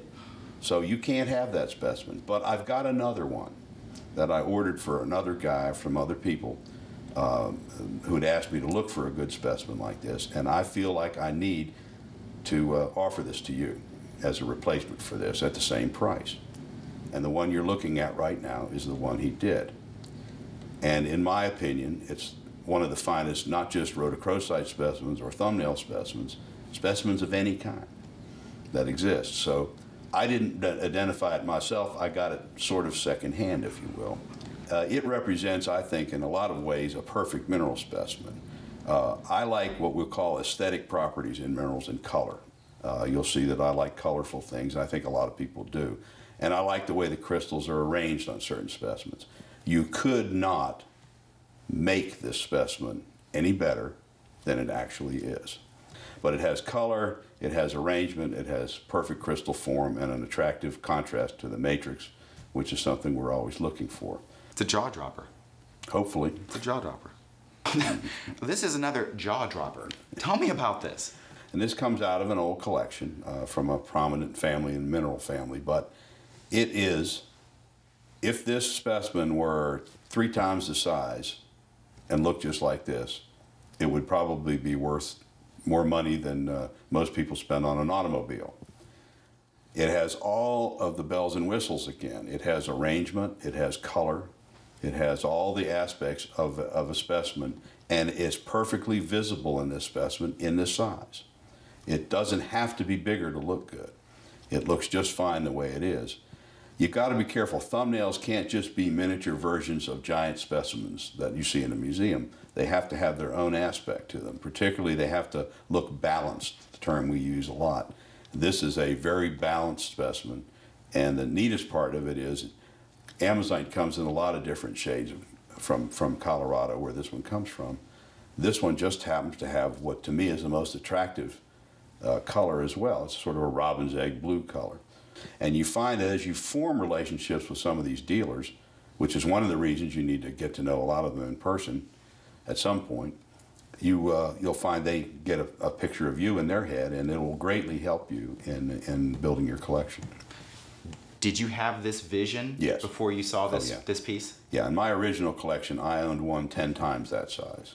And there was a portion of that specimen that would have made a great thumbnail. The color wasn't quite as good as this one, so yes, I did have a picture of it. You just light up when you talk about it. Yeah. It's one of those, again, one of those pieces that you're like, yeah, this is a favorite. It's a one-of-a-kind kind of thing. A lot of folks. Vivianite, you can find on almost any dealer's website. What was it about this specimen that made you say, this was the one? Doesn't look like any other Vivianites that I've ever seen, and it's from a rather unusual locality for Vivianite. It's both things together. This one, most of the Vivianites you see are from Bolivia, and this one is from Mexico. It's from Santa Eulalia area in Mexico. And what I liked about this is this strange kite-shaped specimen. It's not a classic Vivianite, which is usually an elongated crystal, which is just as clear as this, but is not shaped, is not terminated anywhere like this. For the most part, this is a completely terminated on all 4 sides. It really looks like another mineral, wolfenite, only it's green. And even though this is a very small specimen, slightly over a centimeter, it has that interesting, some interesting inclusions in it. It has a good color, and it's just a very unique example of Vivianite for the reasons I cited. So this is one that, again, even though it's small, it catches people's eye. Right, it has a good, strong visual impact, right. even from a distance. Right. And you'll hear the comment I heard on this specimen when we had it on display in Tucson was that, gee, if you blew that up, it'd make a great cover on the mineralogical record. And that's another aspect of it. You know, yes, these things are small, but photographs of them don't have to be. And again, if a specimen like this was 6 inches long and 6 inches wide, it would cost a fortune. So it's an opportunity to own something unique and again, highly portable, and a fairly common mineral with an interesting background to it. So that's why we like this one. Did you find this through the internet? This one I did find through the internet. It was, again, the source of most of my best finds on the internet is a recent, unfortunate thing that's happening, which is a lot of the older collectors, the original core bunch of collectors, who some of which, the ones that are still with us, are in their 90s now, as in the case of Dr. Bancroft, who wrote that book I mentioned earlier. They are getting rid of their collections. And material that hasn't been available from mines that have been abandoned for years is popping up in dealers' inventory. And I never had the chance to buy the quality that I'm able to get now. And this is from one of those collections that sat around in someone's house until his widow or family decided to get rid of it.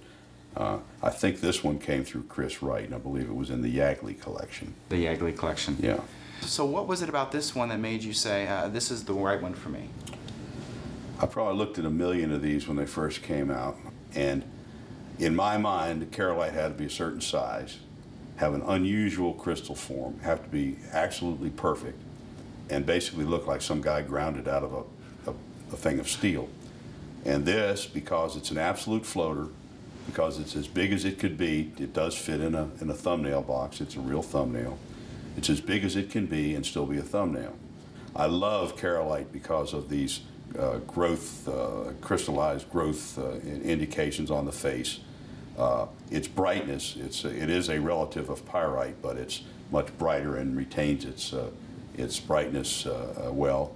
And I love to look at all the little developments on the crystal faces. There's little subcrystals that form on it.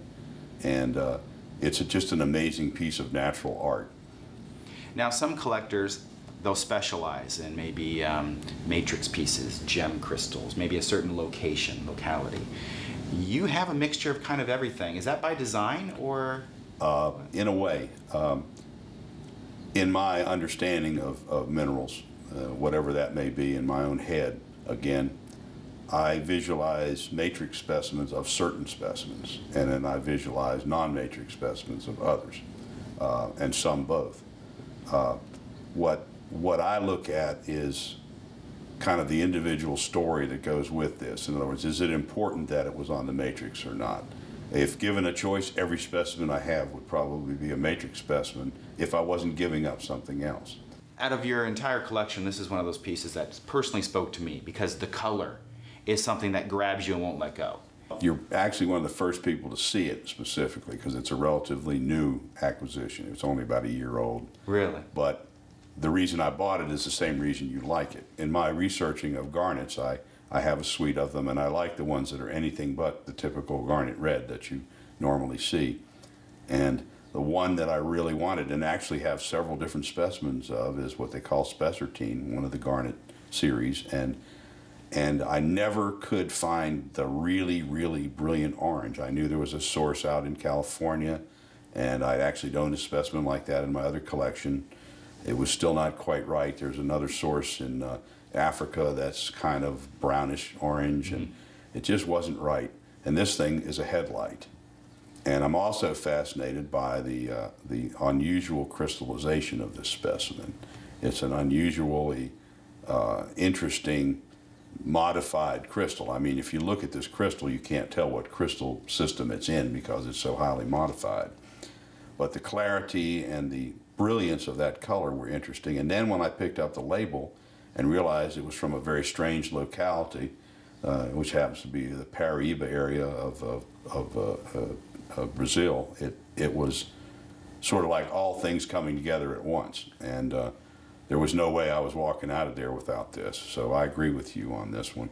So sometimes you pick up specimens not because you have an idea in your head, but you're looking for something that stands out different than other specimens you've seen, and you just open yourself up to the opportunity, and you know it when you see it. Oh, I wanted this color, though. The color was in my head, you knew the color. But I never thought I'd ever see it. So that's the point on this one. Looks like a piece of candy. Yeah. Oh, yeah. Tanzanite, another very popular mineral with collectors. So why this one? Well, I can tell you I already owned two, and really wasn't, always never satisfied with what I had. I have a fairly gemmy one of the similar size. Well, I'd seen tanzanites, and I'd seen tanzanites all over the place, and I never saw the perfect tanzanite. Well, first thing I noticed on this website was them going absolutely crazy over this thumbnail tanzanite. And so I looked at it and I said, there simply cannot be a better thumbnail tanzanite than this one. And as your viewers can see here, this thing, aside from some veils inside of it, looks like a fake piece of blue glass that's purple on the sides that was cut by somebody directly. I like the fact that it's a composite crystal. I like the fact that it's clear, but the fact of the matter is, in a real case situation, the thing glows. It glows. I would never have seen it except for the internet. Of course, anytime I'm dealing with someone looking at this, the general public, they go, wow, I sure would like to cut a ring out of that. And that's what you have for gem crystals, and that's one of the reasons gem crystals are a little more difficult to collect than others, because I have to pay for this what you have to pay for it as a piece of gem rough, and it's valuable. So it's actually miraculous that we're looking at something that probably would have been cut. So there's some unusual reason this they got this. spared. The reason it was spared, according to the seller, is the miner looked at it when he found it, and it was just too beautiful to throw into the rough pile. He pulled it out and decided to sell it on the side, but for the same price he would have got for it as rough. Here's a mineral that usually you never see in this quality at all. Yeah. I mean, I can see why you bought this, but tell me the story behind it. Well, the story on this one is simply that among the specimens I never got as in my original collection was a rhodonite like this. A rhodonite is a manganese silicate, and it has, at that time when I was collecting earlier, it was mostly from Australia, and you could find a few of these things scattered around, and in a museum I saw one like this. And it, again, just like the tanzanite, is an absolutely perfectly clear, fake-looking thing. And I saw a video made actually by Brian, who's sitting in here videoing us right now, that had this specimen in it as part of the Manette collection. And I did not realize it was available anymore in the Manette collection. Sometimes you talk about certain aspects of a specimen, and this thing looks perfect. But you have to remember that not everything that looks perfect is, and this actually has one edge of it that's not a natural crystal face. It was actually cleaved off of the matrix, but it's a nice, even-looking thing.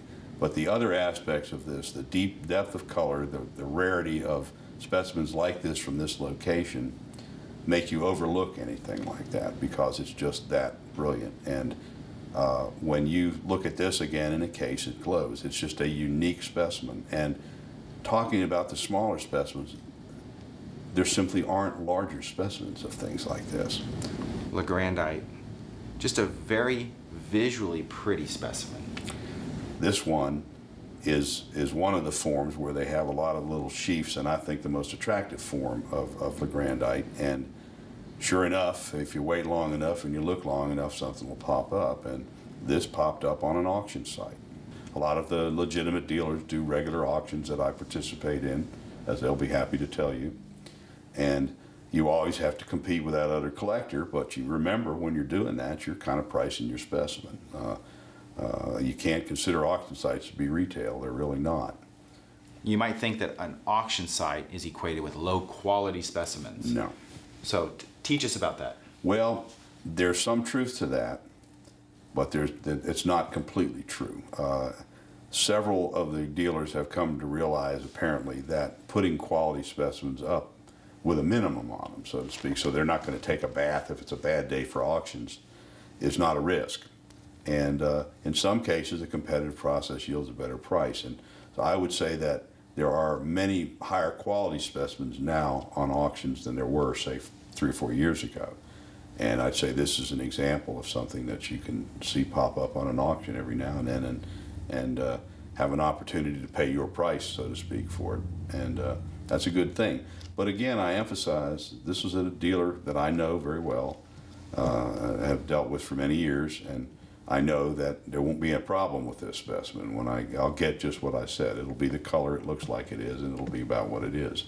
And that's the case. So if you deal with the right people, there are bargains, there are available specimens. They're not all bargains, but they are your chance to get at something and more or less set the price yourself. Excellent. Now talk about another holy grail mineral.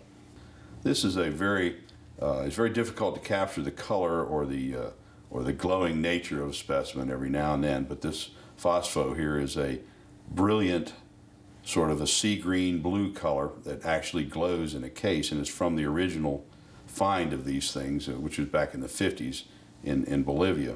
These things are famous for having what they call fishtail twins crystals, which are crystals that are grown along a common plane and sort of reflect themselves, is the easiest way for someone to look at it. This was sitting in a collector's drawer since the mid-70s. So it's never been out on sale. It was picked up by a local dealer who at the time lived in Florida and had got this entire collection from somebody. And when I saw this, I went crazy. And it has not one but 2 of these fishtail twins, and has several different crystal forms, both actually 2 separate crystals joined together, so it's a cluster. They look different, but they both have a twin associated with them, so it's a double twin and essentially flawless. And the interesting thing was the dealer had shown it to us but was going to have it at a show. And he wanted to sell it at the show, and then we who are internet people and weren't going to the show said, wait a minute, you know, what are you trying to do here? Well, he soon realized he had to compromise on that. So the compromise was that he was going to show this at his price for 2 hours at this show, and if someone bought it, then we couldn't have it. I can't say I was pleased with that, but at least it was fine. If it survived the 2 hours, then it would go. Well, very expensive. Not too many people might have been walking around with that kind of money, so, but it was a long 2 hours to hear whether I got this or not, and I'm pleased to have it. I can't tell you how many crocoites I've seen, and I haven't been in the hobby as long as you have, so I can't imagine how many you've seen. So tell me. I've not only seen one, I've dropped one on the floor and broken into a million pieces. Oh, but thank goodness it wasn't this one. No. This crocoite is, of course, one of the more subtle colors in the mineral business. I'm joking. It's a very brittle mineral. It is just very brittle. And the amazing thing is that anything like this survived to get into somebody's collection. Now, I like aesthetics, and I like the color of crocoite, and I've always been looking for the crocoite. And I particularly, and you do too, I think, like this thing of two crystals that cross each other for some reason. It looks good, it's sculptural. And this thing is actually, although the terminations are irregular, on the bottom, they're not irregular on the top. This is two doubly terminated attached crystals of crocoite that are thick, translucent and transparent in some areas. Couldn't have been designed better by an architect, and have all that you would want in a crocoite specimen. I have decided in my own mind this is the best thumbnail crocoite that exists. Somebody probably want to argue with me about it, but I'm not going to accept that. I know it is. And anyway, because of that very fact, you'll find that mineral dealers don't price really brittle, chippy stuff as high as they do really resilient stuff. So crocoite's never had its place in the mineral kingdom that its color would deserve. With something this fragile, how do you ensure that it stays safe? I've told you already, my philosophy on that is I do the best I can and don't cry if it doesn't. It's more important for me to share this with others and let them see it and display it than it is to get all excited. What I do in all my specimens, I'm very careful about packing them and putting them in a certain way, but it's not very high tech. I use fishing tackle, plastic fishing tackle boxes, which were just made for thumbnails, and I use essentially pillow stuffing. So it's suspended in something, doesn't touch any sides, doesn't move around any, and it seems to work for me. So I just take every effort I can, but if something happens, it happens, and I'm not going to cry about it because I'd rather display them than lock them away in a drawer. And yeah, as a gem crystal collector, this again is something that naturally caught my eye. Not just because it's a gem crystal, but it's one of just a completely unusual shape that what you're used to seeing. This is the newest thing in this collection that's quality enough to show in what we're doing. I bought it off of a website not more than a month ago from a large collection that was being dispersed. Again, the source of so many good things. There's 1 million of these that are brand new on the market. This is not one of those. This, if you were to try to figure out what crystal form this was, and no one told you it had to be cubic, which all garnets are, you wouldn't figure this out. And this is a perfect example of a gem crystal, big enough to display, very unusual. You pointed out how there is actually a cubic dodecahedral portion of it that's on there that you can notice as you go around. It's sculptural. To me, it's heads and shoulders above all the other hundreds of Saverites that I looked at. These things did not occur, these Saverites, only in recent years have they found them in crystals. They used to find them in what we call nodules, which are highly metamorphosed and altered by the geological conditions and really had no crystal form. They were just like a ball, like a golf ball. Didn't demonstrate any crystallization that we would see, and they'd beat them out of the rock with a hammer and make make gemstones out of them, so they really weren't anything of interest. The one that I had was from that deposit, but happened to show the octahedral form. That's what made it unique. Recently, they found a few of these gemmy things. One or two of the dealers have seemed to have assets in these foreign countries where they can get a shot at these, but to me, this is way better than the newer stuff that's on the market. It's just a coincidence that somebody found something this good early on. When I saw this specimen, it struck me as it was a flower. Mm-hmm. This specimen cost about $200. What? Mm-hmm. About 6 or 8 months ago, I'm on a website of a foreign dealer, and there's something else to remember. There's some very good dealers in other countries. My experience with this particular guy in Spain is that my specimens arrive quicker from him than they do from California, and the shipping's cheaper. Explain that one to somebody. Was this in an auction? No, this is just a retail price. That was a retail price, which I immediately bought by email as soon as I saw it. And when we received it, of course, it was as good or better than what we thought. It's perhaps one of the better vanadinites that's ever been, in my opinion, especially in this size. It does look like a flower. It's an extremely interesting crystallization, no damage or anything to it. I had forgotten to tell the dealer I would keep it. A lot of the dealers that you deal with are so legitimate that they don't consider the specimen sold until you tell them you want it. Once you've seen it and looked at it, you still have the opportunity to send it back. And this particular gentleman, who's a very courteous type of person that I've come to know, he was waiting for me to tell him, and sometimes I forget. And I did. So I saw him in Tucson. I said, I just wanted to make sure you realized that I paid for it, but I hadn't really told you that I was going to keep it, because he would have refunded my money.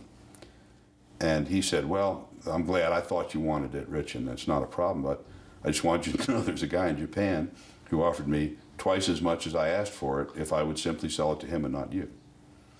Unbelievable. So that's a good thing to talk about, a dealer, to tell you how legitimate they are, and many of them are. And also something to tell you that, yes, there are bargains out there, because this is one of them. And when you're starting your collections, people who will be starting in might, if they follow the path we've outlined for them, be able to get certain things like this. And this is a great specimen and deserves to be on this video. Out of all your specimens, Rich, this one, I have to say, makes me smile the most. It should. It should. I look at every conceivable source of specimens, of quality specimens, every magazine, book, been a subscriber to Mineral Record for years, and any other possibilities that I get a chance. All the new mineral books, I eat every one of those up. And in going through this mad book, I call it, I looked at all the collections. I knew a few of the collectors, and actually there's an old specimen of mine hiding in that book somewhere.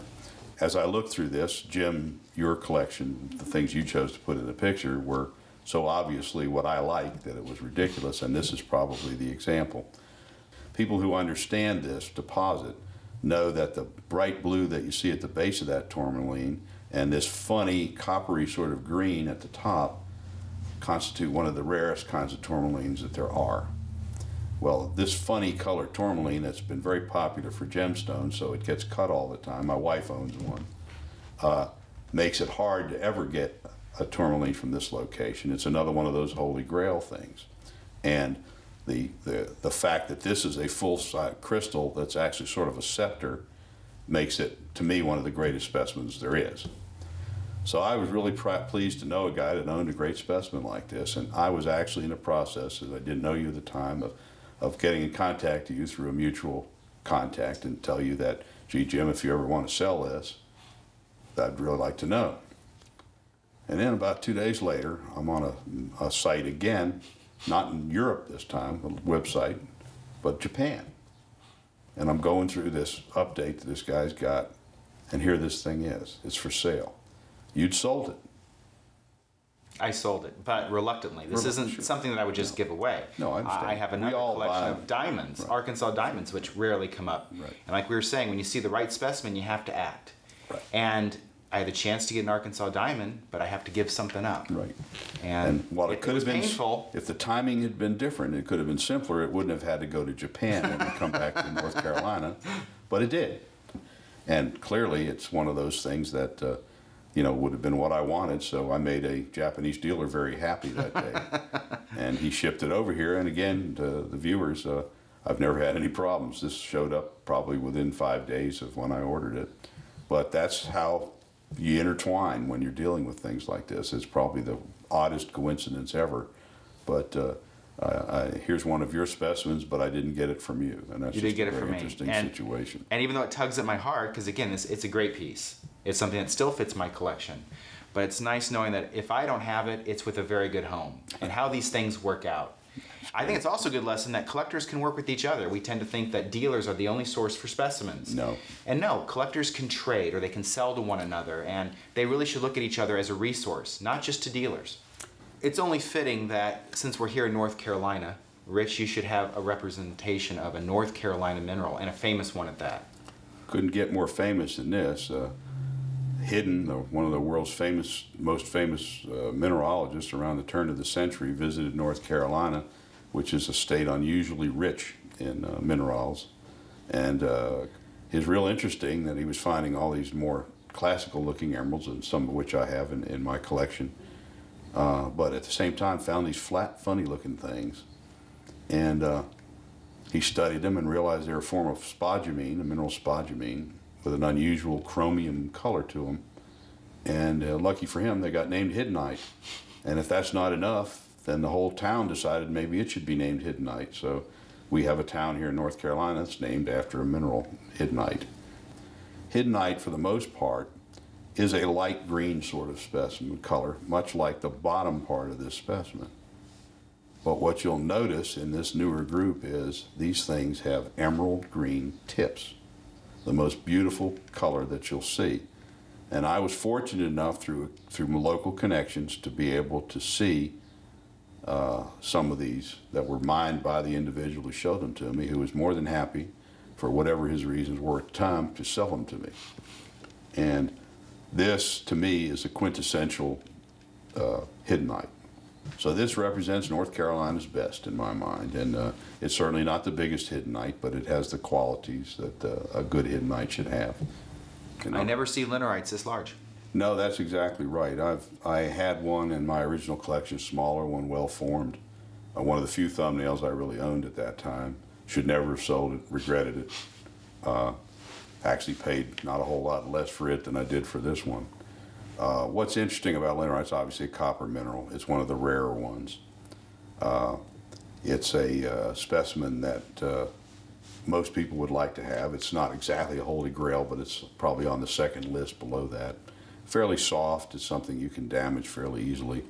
The crystals tend to be a little irregular, but like this one, it is completely terminated, and it is a specimen that is excellent. It's very large for Linerite. It's about as full-size thumbnail. And it's from a famous locality, the Grand Reef Mine in Arizona. I would never have been able to visualize this. I just knew I wanted a great Linerite if it ever came up. And I was looking at other things in the dealer's room in Tucson, and he just stuck this in there and said, you might want to look at that. And I immediately forgot about all the other stuff and said, I don't want any of that stuff, but I will buy this. What's most intriguing to the average person about this is this strange electric blue color to this stuff. It almost glows, I would say, is the way to put it. And it's probably the one reason a lot of people want to own one of these things is because of that color. It's just mesmerizing. Now, even though I'm colorblind, I can see the red. This is, of course, Proustite is one of those silver minerals. It's a silver mineral, silver sulfide, and it's a mineral that I think almost every collector is fascinated by because of this, the red color that comes through, and it's well known that if you expose these, just like silver on a film, if you expose it to light too much, you'll lose that red color. So it's amazing to know that a specimen like this that was mined in Germany probably 150 years ago survived in somebody's drawer somewhere and still has this red color. A lot of reasons why I like this. Most of the most famous ones of these come from a place in Chile. And they're not common. They're always very expensive, another holy grail type of specimen. But they have a particular type of crystal form, and usually more regularly shaped crystals, and not so much distinguishes one from the other. They're so rare that a lot of damage is tolerated in them, and a lot of other things are tolerated in them, just so you can own one. So imagine my surprise when I saw this show up again in an old collection, which is a hoppered crystal, meaning it has strange irregular crystal shape to it, but also has good terminations all around on it. And this bright red shows up easily in a case, and as you can see, as this thing rotates around and the light catches it, you can see pretty obviously that it's almost transparent to translucent. So it's everything you want in a Proustite, and it's from an odd locality as well. It's from Germany. How'd you come to acquire this one? Well, oddly enough, I bought it from a guy who lives in Dallas and sitting across the way from me right now. He asked me, once we realized that we have similar taste in a lot of things, if I had any minerals that I had never been able to find one that I liked. And I put anglicite, which is a lead mineral, on my list. And I have always had a vision of exactly what I wanted from anglicite. And to my utter amazement, this shows up in a JPEG attachment to an email. And Jim isn't as excited about this one as me. To me, it's one of the best ones I've ever seen. There's also a dealer who has like a museum page of stuff that he's handled at one point or another, and it's on his page. Oh, really? As the best one he'd ever seen. So at least somebody agrees with me on this. But I love these particular minerals, this particular mineral, because of its shape, overall shape, and I just like the color of anglicite, yellow anglicites. I just think it's a really neat color and a neat association. Good ones are very, very uncommon. Average ones are common. This thing is sculptural, it's beautiful, has a lot of color to it, is undamaged completely, and to me it just represents the species very well. This has been great today because a lot of lessons learned.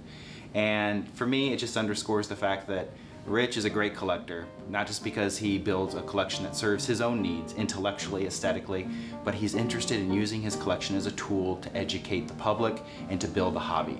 He's done it for many years, and I hope he does it for many years to come. Thank you, Rich, very much. Thank you, Jim. Appreciate it.